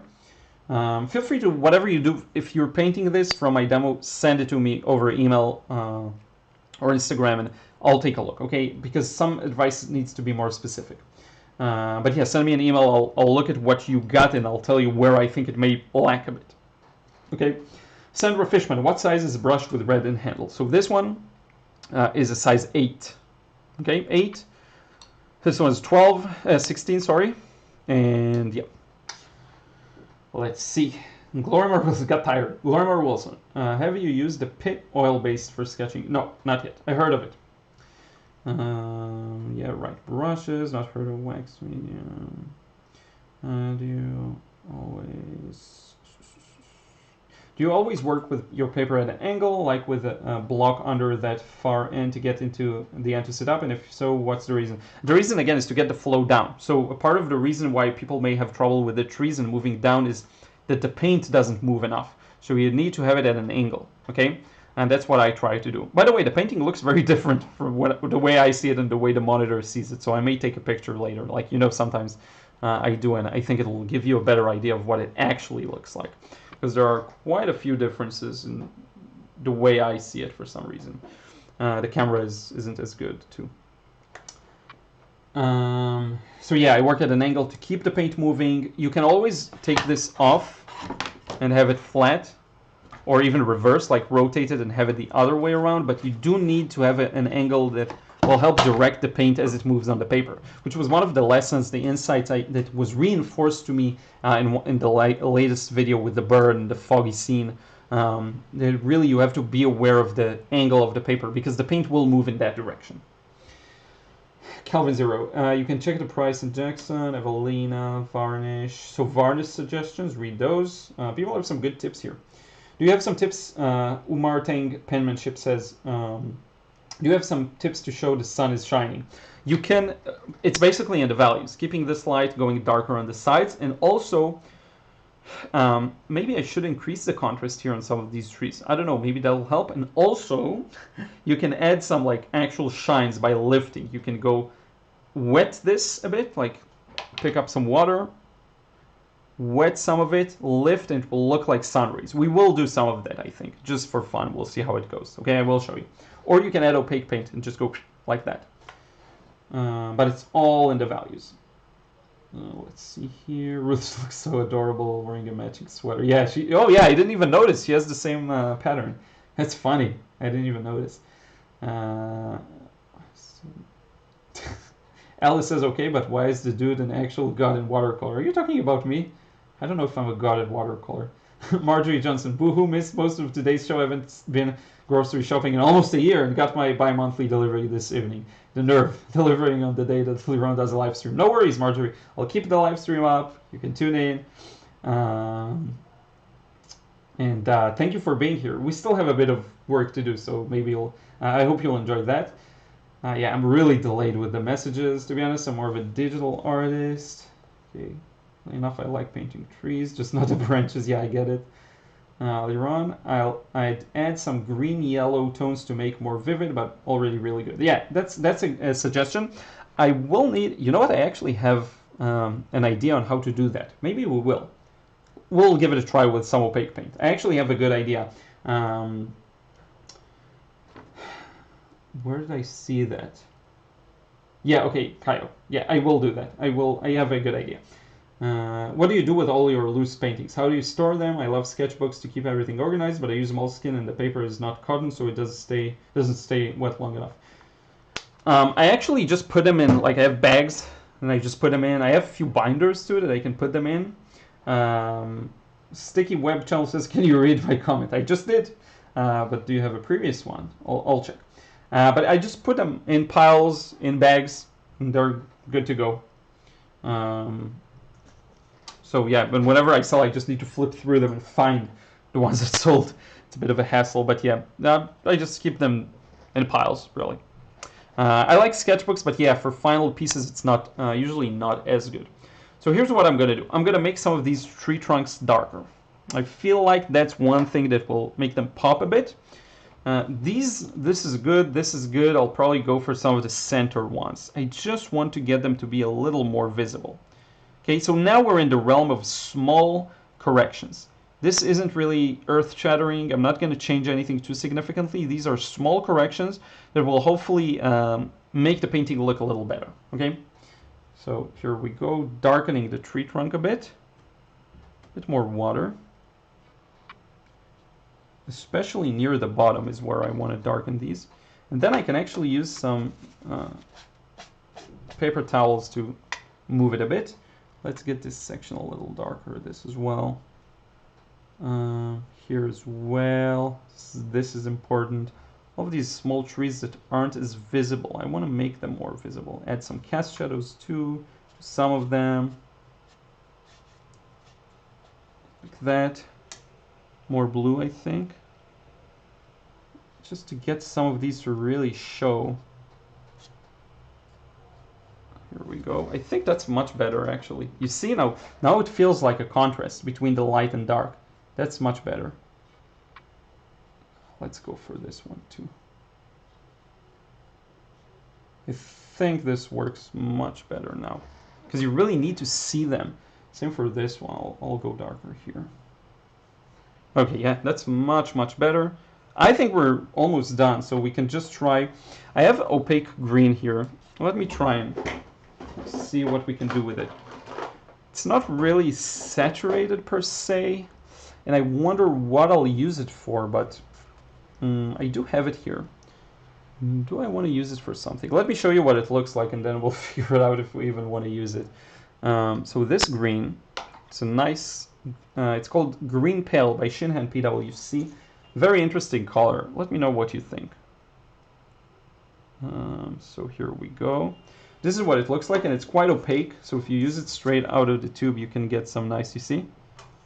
Some nice little green there, but I don't know if I want to use it, to be honest with you. I kind of like the way it looks right now. Do I want to go darker here and get it more green? I don't know. It's a good question. Because it does feel too yellow. Like, I actually want it to be green here. On the other hand, I don't want to go darker. Let's try something out. Let's do this. So I'm going to grab a bit of this green. Put it here. Mix it up a bit. Let's see what it looks like. Yeah, see, I don't know if I like that as much. Maybe more like this? I don't know. I don't know if I want that green here. To make the ground a little greener. I don't know. What do you think? I think I don't think I need it. Nah, I'm gonna skip that. That's a no for me. But what I will try and do, you have to try sometimes, and then if you decide not to, don't. That's fine. I could use opaque yellow, but I don't see the need to. What I'm gonna do is lift a bit, okay? We're gonna lift like 1 or 2 sun rays coming through the branches. That's always a nice effect. It's not that strong, to be honest here. There is a bit of it, though. So here's how you do that. What you want to do, I'm going to flip it. I'll show you why, because I need to move my hand in that direction. And I'm going to wet this thin line here. And you can see it in the light, maybe. I don't know if you can see it, because it's not wet enough. Let me go over it again. If I can even remember where I placed it. Here we go. Can you see it? Yes. I'm just going to go over it a few times. And kind of scrub it. And then, if I go like this, it should lift it up a bit. So you see we got this kind of a light line going. And that kind of feels like light pouring through. Do this like 5 or 6 or 10 times, and you'll get the effect. So let's do it. Let's do that as kind of a final move. Then I'm going to look at some final messages, and I think we can wrap up today's session. Still have a bunch of work to do, unfortunately, here. Work never ends, but I'm so grateful to actually be able to do this for a living. It's pretty insane. Got to remind myself every day. So I'm going to go like this, you see? Another ray is coming through. See these? Now you just want to make sure you pull them from the right angle. Kochi says, I feel it is not shining enough. Yeah, that's probably a lot of subtle value changes and things I didn't get as right as I could. It could be some other things too, you know? I wonder... Because usually I'll just be happy with it, but now I really am trying to see like anything I can do to improve it. I want to do.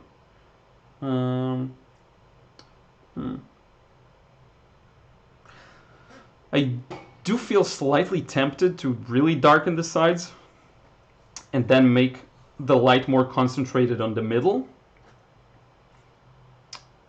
But I'm not going to do that. You know what? I'm not going to do that. I think I'm good with that.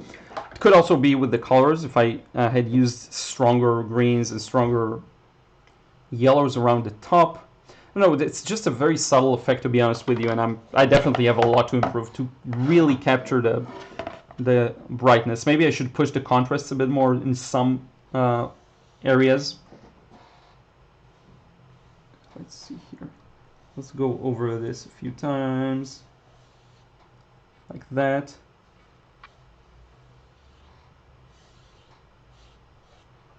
And then we'll lift. It's a bit of a risky move too, by the way. If you're doing a lot of it, it can kind of overpower the painting. So just be sure to, I guess, don't do too much of it. I'm going to do another one closer to the first one here, like that. That. It's just a very technical thing. You have to go over it a few times, so not necessarily the most fascinating technique to see, but at least it puts some kind of rays through. Now let's put one on the left side. I'm gonna use the thin brush again. Just a few of these. We're not gonna do too much again. So here we go. I definitely have a lot to learn when it comes to brightness, shine, things like that. Getting those punchy highlights. When it's very obvious in a painting, I'll usually manage to pull it off. Sometimes it's a very subtle impression, and then I won't always be able to get it as bright as the photo reference for sure. Let's do this because I can see where I'm working. So here we go. Yeah, good. Going back and lifting. Should probably use a fresh piece of paper towel for this. But you see, it's just a few of these, very weak, but you can still see the effect. Hopefully, you could go with more. I don't know if I want to though. It looks nice. I really want to stop because if I put one here and one there, and then it's never gonna end. So I'm gonna stop here for now. Let's address some questions. If I notice anything that I really want to improve, I will. Okay, so I will go back and do it. So let's see what you're saying here in the comments. Which is your favorite sketchbook which is affordable, says Handy Sheh. I will say it will be the Canson Montval. And let me write it down for you, and let me show you too. So, Canson Montval sketchbook. It's obviously not going to be as good as like actual arch or, you know, real paper, quote unquote, but it is quite good. Let me show you. One sec. Because I always have one handy here. Here we go. This. And people ask me about it quite a lot, so this is my favorite. Let me show you just for a second. This is my favorite sketchbook that's not like cotton paper, because this is pulp paper, Montval. So I really recommend that. If anything, I would actually work with just... Daniel Smith has a couple of sketchbooks that are actual... not Daniel Smith, Arch has a few sketchbooks that are actually Arch paper. These would be the best. So yeah, let's see. I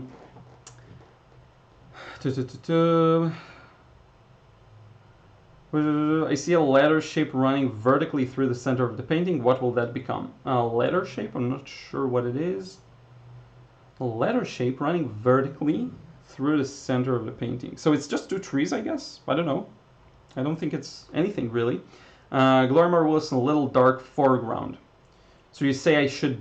Oh, a little darker. So I should darken it. You know what? We'll do that maybe. We'll darken around. I'm gonna read all of your messages and then I'll decide what to do. So I'm just gonna lean back a bit just to have a little rest. So Cynthia Zick, it's the wrong color, too cool, should be warm green if at all. So I guess you're referring to the ground. Maybe, could be. Kohi says, I feel it's not shining enough. We read that. Deep Krishan Kukreti. What about layering with transparent lemon yellow? That could work. Maybe I'll try. Maybe I'll try layering with some yellow. It looks like there's moss on the ground as the sun is hitting it hard. Yeah, that could be it. Ian Jackson, remember that with watercolor, it's not always about super strong saturated colors, more about the muted colors and strong tones. Yeah, so maybe like the overall balance could be more muted in some areas, more saturated in others. I don't know, yeah. Cynthia Zick says it looks terrific. Thank you. Hawaii says this is gorgeous. Thank you for the tutorial. Stay safe. Handy Shay, is it cotton? So yeah, the sketchbook I showed you is not cotton. It's pulp. Wow. There's crazy rain outside. I just heard now. I can't hear it because of my headphones. Daiji Shinomori, love the sunlight effect. Thank you, Deep K. Yes, I agree. So yeah, I see. Okay, I got to the end. Let's just go over it with a bit of yellow. Though I don't know if I want to take away from that. You know what I'm going to do? I'm going to do something crazy. I'm going to take the picture and I'm going to put it in Photoshop and really identify the color. I want to really identify the color for the ground and figure out what may push it more in the green direction. Greens, like getting them really saturated has always been a weakness of mine. Okay, yeah, I got it. I got it. So here's what we're going to do. So I have an idea. We'll give it a try. We'll see what happens. If it doesn't work, it doesn't work. So I'm going to glaze over some areas with a bit of green, but it's going to be this green, and maybe with a bit of lemon yellow. Let me do this. I'm going to clean up a well. I'm going to turn this around. We're going to do it properly. Clean this well up like that. No blue really. Get rid of some of the paint and water on the brush. And let's grab some of this. This is a very bright kind of sap green. I know you can barely see it, but here it is. I need it to be very light. I don't want to add even a yellow to it. I think it's yellowy enough. And I'm just going to use that and go over some areas here. So let's do this. Let's see if it maybe gives it a slightly more green tint to it. And if it was the wrong decision, then so be it. Because remember, you have to be willing to experiment. So let's see, maybe it will push it in the right direction. And again, this is just extra what I'm doing right now. Like, I would have generally been pleased with it, but just for the sake of experimentation, let's try hitting it up with some of this stronger green. Now I know it may seem awkward, but because it's slightly opaque, once it's going to dry, it will look less awkward for the areas that in which it's not like the tree trunks and all of that. I think that looks a little better actually. So let's go over this section. And let's really consolidate all the major highlights in the middle. So I think it pushed it slightly in the right direction. Thank you, Photoshop, for letting me see the color more cleanly. Yeah. So instead of yellow, maybe I should have gone with this green right out the gate. Let's let it dry a bit, see how it goes. I think it pushed it in the right direction, and hopefully it will still look good by the end of it. Obviously, these colors could be a little different. The colors aren't, again, it's my weakness. It's the one thing I'm trying to improve, so the colors are not going to be perfectly matched, unfortunately. That's something I need to practice in my own free time, honestly. So yeah. William Mendeleev. Hey Liron, I love your videos. I was wondering, if you had to use only low-quality items for the rest of your life, which low-quality item would it be? Brushes, paints, or the paper? If you tell me that the low-quality paint is still Lightfast, it's just annoying to use, I'll use it. If it's not Lightfast, I'll go with brushes. I'll go with a lame brush, a terrible brush. And I'll paint large. That's a really good question. I'll paint larger so that the inaccuracies are healed. Like if you're using a very messy brush, I have like this one. Okay, so if I had to use this $1 brush that I got at Michael's when I visited the US, if I had to use only this, I'll just paint larger so that I have more room for error. I'll use brushes because paper, with bad paper, it's really a nightmare. Colors, they will just fade away and then my paintings will disappear and lose and change their colors. Brushes I can deal with. Because brushes, I'll be the only person suffering, not the person who buys the painting. That's actually a really good question. Cynthia Zeke, yes, the ground, but it looks great as is. But lemon yellow or Daniel Smith green gold would make the ground glow. Oh yes, that is perfect. Yes, I think that's good. Ian says in the photo work there is an effect called fringe aberration. And this is a bit like that. It's a strong color on the edge of the object. Yeah, I know. I love that kind of an effect. I think I know what you're talking about. Sumitra, hi Sumitra here. Is it because of the branches have painted prominently where in reference pic it's not so prominent? I don't know. I don't know how that affected the final result. Yeah, I made them much more prominent. Yeah, definitely. They're much thinner in the reference photo. But I like that look. It's definitely too prominent, I think. Marjorie Johnson, now that overwash of green was super gutsy, guess I need to get out of my safety box. Lily says, you got it, it's awesome. Mark, Ohio. Hey, Mark, how are you? Yes, adding the green makes it look more like spring. Before it looked like winter when the plants and trees are dormant. You could even add green to some of the distant background trees. Interesting. Yeah, I get it. Let's do that. It worked on the foreground, so maybe it will work on the background as well. Just a bit, though. So really, I think on the top parts, right? Let's give it a try. So maybe here. I don't know if it's because this paint is also a little opaque that it made it feel a little more prominent, and it's not really the color. I don't know. It's a good question. Colors are, again, I'm kind of a value painter. That's the decision I made subconsciously. I really enjoy getting the values and not so much with mimicking the colors. But this is a weakness of mine and something I do want to improve, especially as it relates to getting a feeling of glow. So yeah, admittedly, this is something I should have known to do, let's say. Should have known to use this green instead of the other ones, the other colors I used. But yeah, I think it looks better now. Huh, interesting. We learned something new today. Dave Lowe, have you tried Naples Yellow, Winsor Newton? It's great sunlit color. I haven't. I should try it, Naples Yellow. I like how it looks. I saw it a couple of times. Yeah, I should try it. Henny Shade, any book suggestions which go through all composition rules like perspective, tone, values, saturation? So here's the thing. For drawing, I have a really good recommendation for you. Let me grab it off the shelf. I'll show you. It's a really, really good book for everything that you mentioned, just not the paint part. And I actually have a video review of it, Drawing Scenery. Let me show you up close. Drawing Scenery, Landscapes and Seascapes by Jack Ham. This has everything regarding composition and drawing landscapes, especially, as it says, and seascapes, of course. It's just really good. Look at all these like composition notes. I even marked this page because it was so good. Look at this. It's just really good. So much. This is packed with examples. You have no idea. Every page is like this. It's full of stuff. Nothing is empty, really. So for drawing aspect. For painting, I don't have a good recommendation, actually, for what you asked. I have a bunch of them. I like Nita Engel's book, how to make a watercolor paint itself, something like that. I love a lot of books, but not really. I don't have ones that really cover in depth the composition aspect and all of that. See the orange in the bottom. This one can add. I don't know which orange, like this one. I think you can see it now. This one. I don't know, but I don't know where to edit, so I don't know.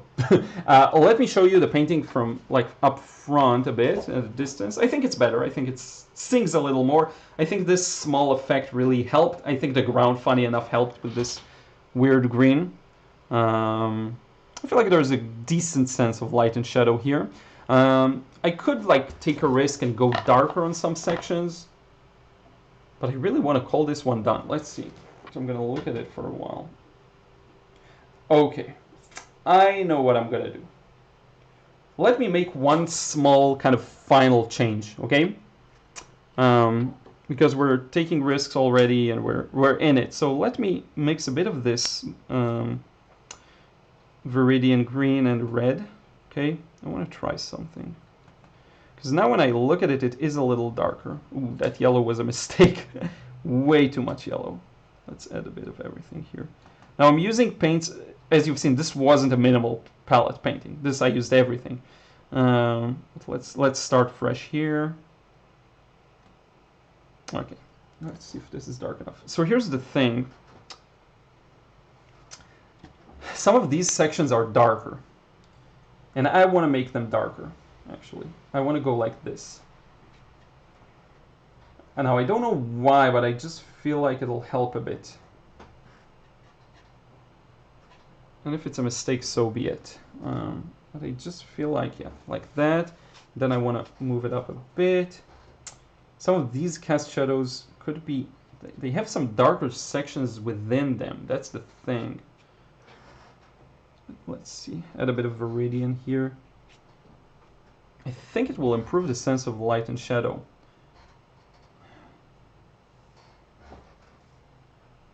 Just a bit. And then here, this has a very nice little zigzag pattern to it. I know this may seem a little crazy what I'm doing right now, but I actually see it in the painting, so might as well put it in. You see? I don't know why, and there are a couple of, I don't know if it's rocks or just dead trees or tree trunks that are also quite dark. You see what I mean? I don't know if it helped, but it feels like this will improve just a bit of the light in the middle. Kind of like that. I don't know. See, it just gets it to be a little punchier. I could extend this effect. After this, I'm really going to call it done. For discipline's sake, because I thought I'd called it done a long time ago, and at some point you have to stop. But here we go. Just extend this effect a bit here. I know it looks too starking, but don't worry, it will work out. It will look good. Like that. Yeah, that's good. And lastly, just these two, make these a little darker, especially near the bottom, like that. I don't know why, it just seemed like it helped a bit. So yeah, I think we're done. We're officially done with the process. I can sign this, remove the tape, we'll do everything. Let me dry it so that, and I'm gonna take out the iPad from charging. I think I don't have to charge it anymore at all. So let me do this. Let me dry this real fast, mute myself, and then come back. We'll conclude, look at some comments that I missed.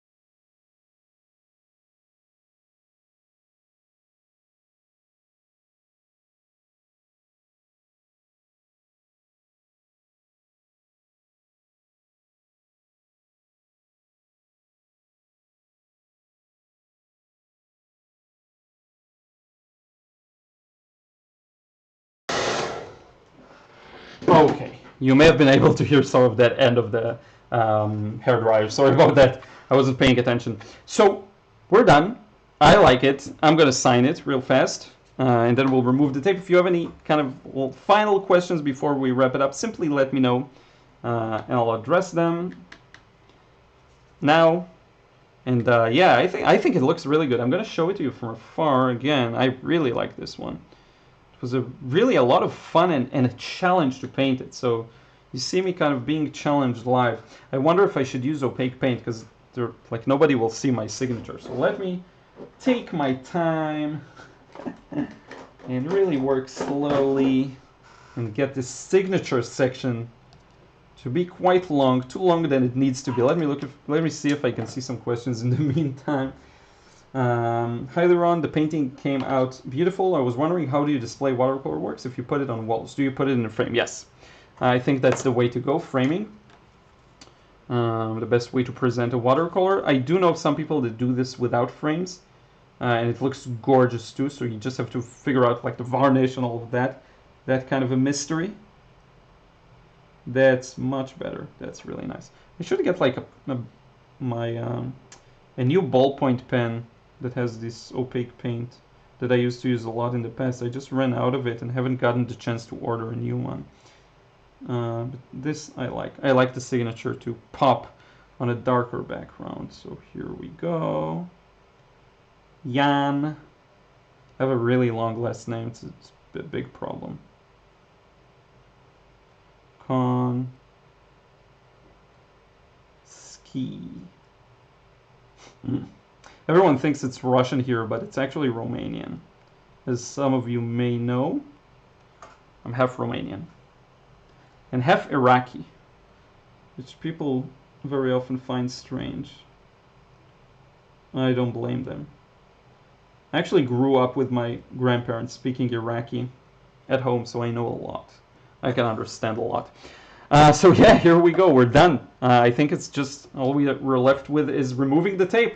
We have 154 people watching all the way up till now, like 2 hours in. Thank you so much. I really appreciate it. I won't keep you waiting for the tape removal. I think we'll do it now, okay? I don't want to keep you waiting. We'll do the tape removal, then we'll do some questions and wrap it up. So if you have any now, let me know. So here we go.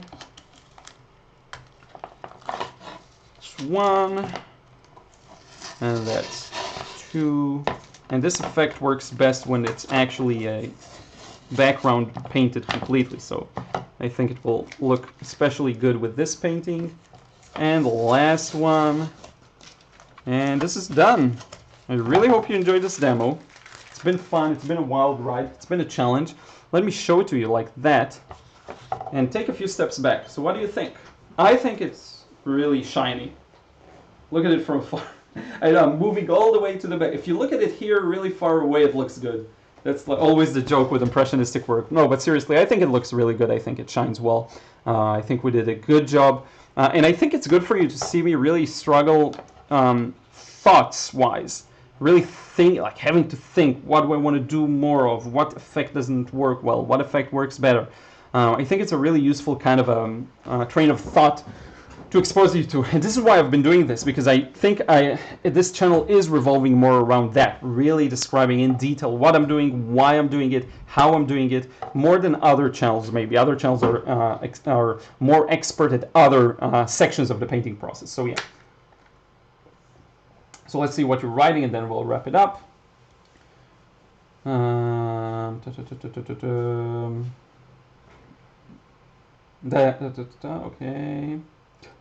There's a lot. Okay, let's see. We'll address this real fast.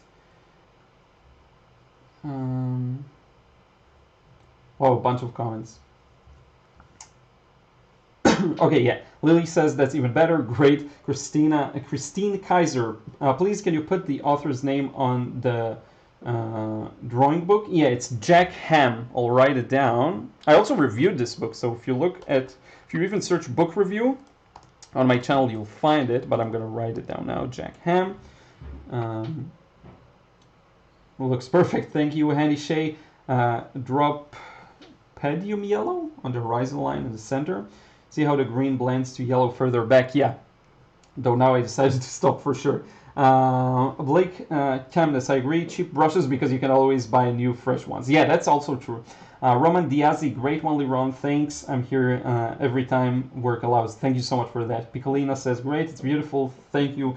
Dave, great live. Liron, good job on the painting too. You've captured the scene well. Maybe you need fresh eyes and it will look better tomorrow. I'll probably look at it tomorrow and maybe see some more small improvements, but very minor. I'm actually very happy with it now. Lily says you worked so hard. I'm happy that it was successful. Yes, Naples yellow. Ian says yes, Naples yellow or Venetian yellow would work great as a background afterglow. I will look into these. Jackie Megan, hi Liron. Are there better brushes for lifting? I have trouble with lifting. Yes, you want synthetic ones. Synthetic with strong bristle. If you're having a really hard time, you can get even like short bristled brushes. Kind of like the ones you use for oil, but shorter than that. They really scratch the paper and lift much easier. I actually don't have any of these, but they're really good. There are some lifting brushes meant for that, by the way. Fabio Silva de Souza, loved your painting, Liron. Thank you so much. Blake says that Jack Ham book is awesome for composition and pretty cheap. Dave, after this, we'll call it done. Famous last words for sure. Work is never done. Fabio, you are correct. Look for a scrubbing brush. Yes, that's exactly it. Hi, Lauren. The painting came out beautiful. I was wondering, how do you display watercolor artwork? Put it on walls. I said frame. Yes. Great light effect, says Anan Siman. Thank you so much. Jackie says thanks. Nekrosova, fashion. Liron, picture looks great. Thank you. Adrian Yu, gorgeous painting. Thank you. Scout, it's beautiful. Adrian Yu, no idea how you narrate and paint at the same time. Oh my god, I've been low-key playing catch-up the whole time and still haven't edited the sun rays. Yeah, so don't be too hard on yourself in that regard. Following a process is always slower because the person who paints it takes the initiative, so I can just do, and you actually have to spend more time thinking about what I'm doing, so it's okay that you need to play catch-up. Actually, the person leading in that regard has an easier time with that. Glormar Wilson says excellent. Christine Kaiser, thanks for the demo, really enjoyed it. Lily 2019, interesting, that actually was the right choice. Such a great tutorial, thank you for that. Marjorie Johnson, as a child I spent many an hour in the woods that had 200 acres of woods. This brings back memories, love it, that's so cool. Color and chat with Joanna. Hi, I'm new, you're great. Thank you so much, Joanna, much appreciated and welcome aboard. Marth, I heard that varnish is bad on watercolor painting since the paper can flex and crack the varnish. Is it true in your experience? I don't have enough experience to comment on that. I will definitely say it wasn't good to my colors. It kind of smeared them around. I don't know why. Maybe I did it wrong. Marco says, really enjoyed this video. Thanks for sharing. Thank you. Kutekilala, thank you. And how's the dog? Yeah, Ruth is great. She's chilling probably in the living room. Lily says, just love this one. Laura, it was a pleasure, Liron. Hope you guys make it back to New York City sometime and maybe the puppy can come. Yeah, I wish. It's a tough flight, so I don't know if we'll bring Ruth with us, but we sure do want to come back. Chris says, thank you, it's beautiful. Deep Krishnan Kukreti, beautiful. Ian Jackson, Ruth. Calling out to Ruth. Phoenix Official, good night, Liron. Good night to anyone who's where it's night, and good morning and good afternoon to anyone. And if you have to go get on with your day, I understand completely. Kunal says, how to do fast in watercolor painting. So how to paint faster? I would say merge as much as you can. If I would have done this plein air, I'd probably merge as many shapes as I can. I'd merge the background with some of the trees, with the shadows, just fewer shapes. That's the key, fewer shapes. First wash, background, foliage, and trees and shadows all together. None of this small details, none of that. And use a hair dryer so that you don't have to wait for it to dry. Gorgeous, how is, thank you so much. Lisbeth Rodriguez, looks amazing, thank you. Ian Jackson, very good, thank you. Adriana, you, thank you. Dimitra, amazing. Phyllis Baird, one thing I like about you is how you listen to suggestions. The painting is great, and the something is beautiful. Thank you so much for that, Phyllis. Anne Marie, thanks for this tutorial. It's fun to see and learn a lot when I see it, and I learn a lot when I see it. The technique, it's looking beautiful after removal of the tape. Thank you, Sumitra. Kuteki Lala, do you prefer drawing landscapes, buildings, or something else? Cityscapes are my favorite. I love cityscapes and cars. Beth Lelis, beautiful painting. Thank you. Phoenix Official, it looks great. Kath Soulsby, or is it Soulsby? Thank you for this wonderful demo. I learned a lot as usual. Mark, sent you an email about the letter shape someone mentioned. Oh, thank you. I will take a look. Daisy Shinomori, very beautiful. Christine Kaiser, thanks Liron. Christiane Dufour, my painting looks nothing like yours, but I really learned a lot. It will never look the same, that's the thing. When I paint based on someone else, it never looks the same, so don't worry about it. May M, very nice, thank you. Barbara Rivera, I'm awesome, thank you. Love the dog too. Very beautiful, I'm enjoying these live streams. Enyo says, Christian Dufour, will you post this so we can rewatch? Yes, I always leave the live streams up, so I will leave it up. Christine MD, good job, very nice, thank you so much, Liron. Christine Kaiser, I'm going to try this one, go for it. Lily says it shines. Omaira Santos, hi from Puerto Rico, will this live be after? Yes, I'll keep it up.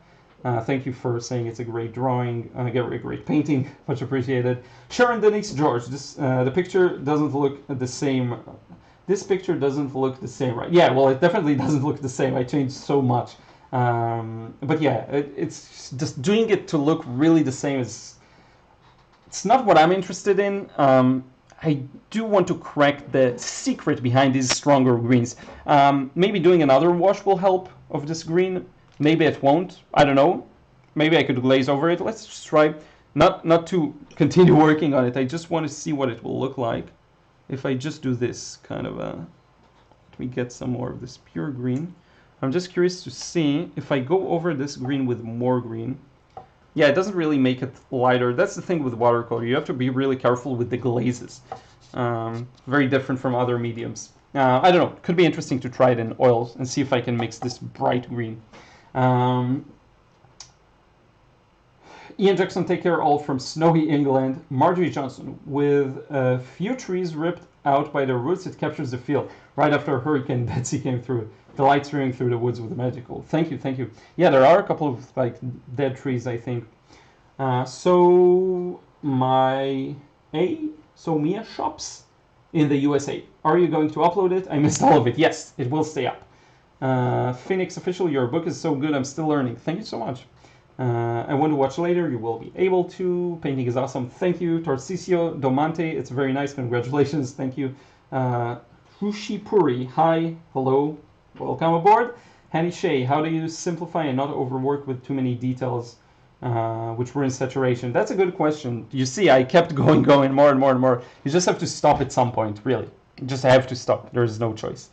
Vicky P, awesome job, thank you. Javi Jav, great work. Greetings from Chicago. Rinske Colors, love the painting. We'll catch it again and then try make it myself. Sharon Dennis George, I lol. Okay, you laugh out loud. Vicky P, what size is this painting? It's very small actually. I have a ruler here so I can measure it for you. Let's see.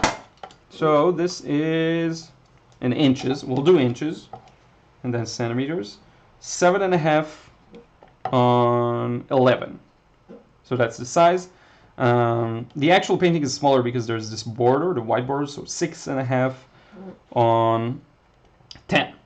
Now in centimeters, that'll be, let's see here, 19 on 28. I hope that helps. It's small, it's not too big. Cynthia Zeke, check out Daniel Smith Gold Green is a magic color. I will. Thank you for the tip. My new favorite, I started all foliage that way unless it's evergreens. Cool, I will. Awesome painting. Thank you, Kunal Itveker Arts. Thanks, Liron. Good night from India. Jackie Megan, I love the gold green too. So my shops in the USA, I forgot the name. It was created for all online shopping and their offers. Oh, okay, I see. Jackie says, I love the end painting, Liron. Thank you so much. I really do appreciate you tuning in, and I really hope you enjoyed seeing this process. Again, with the greens, it's something I'll have to work on and improve, figure out how to do with transparent watercolors, because again, it's not the same as mixing a very opaque, bright, yellowy green and just putting it there, which I can do right now with my acrylics or with my gouache. It's something I still need to crack. Maybe had I done this first wash lighter only with this bright green, it would have worked differently. But yeah, I have a lot to learn too. But in any case, I really do appreciate it. Thank you so much. Drop a like once again. It will help people find the live afterwards. And thank you so much to anyone who's new. I really appreciate it. I know quite a lot of people have recently joined the channel thanks to that wet and wet video and a couple of others. I'm always happy to have new people aboard. Looking forward to doing these tutorials real time, or just filmed and then narrated, and real-time narrated but filmed in advance. And thank you so much. Much appreciated. Be sure to check out the frustration-free watercolor course if you want to learn how to let go, enjoy the process, paint looser, move away from the trying to paint every small single detail. I think a lot of people have found it helpful so far. Feel free to email me at liron@lironian.com. You can find it on the channel. If you have any questions that I didn't address here, I see emails much better than messages on anywhere else, pretty much. Thank you so much. I will talk to you again real soon.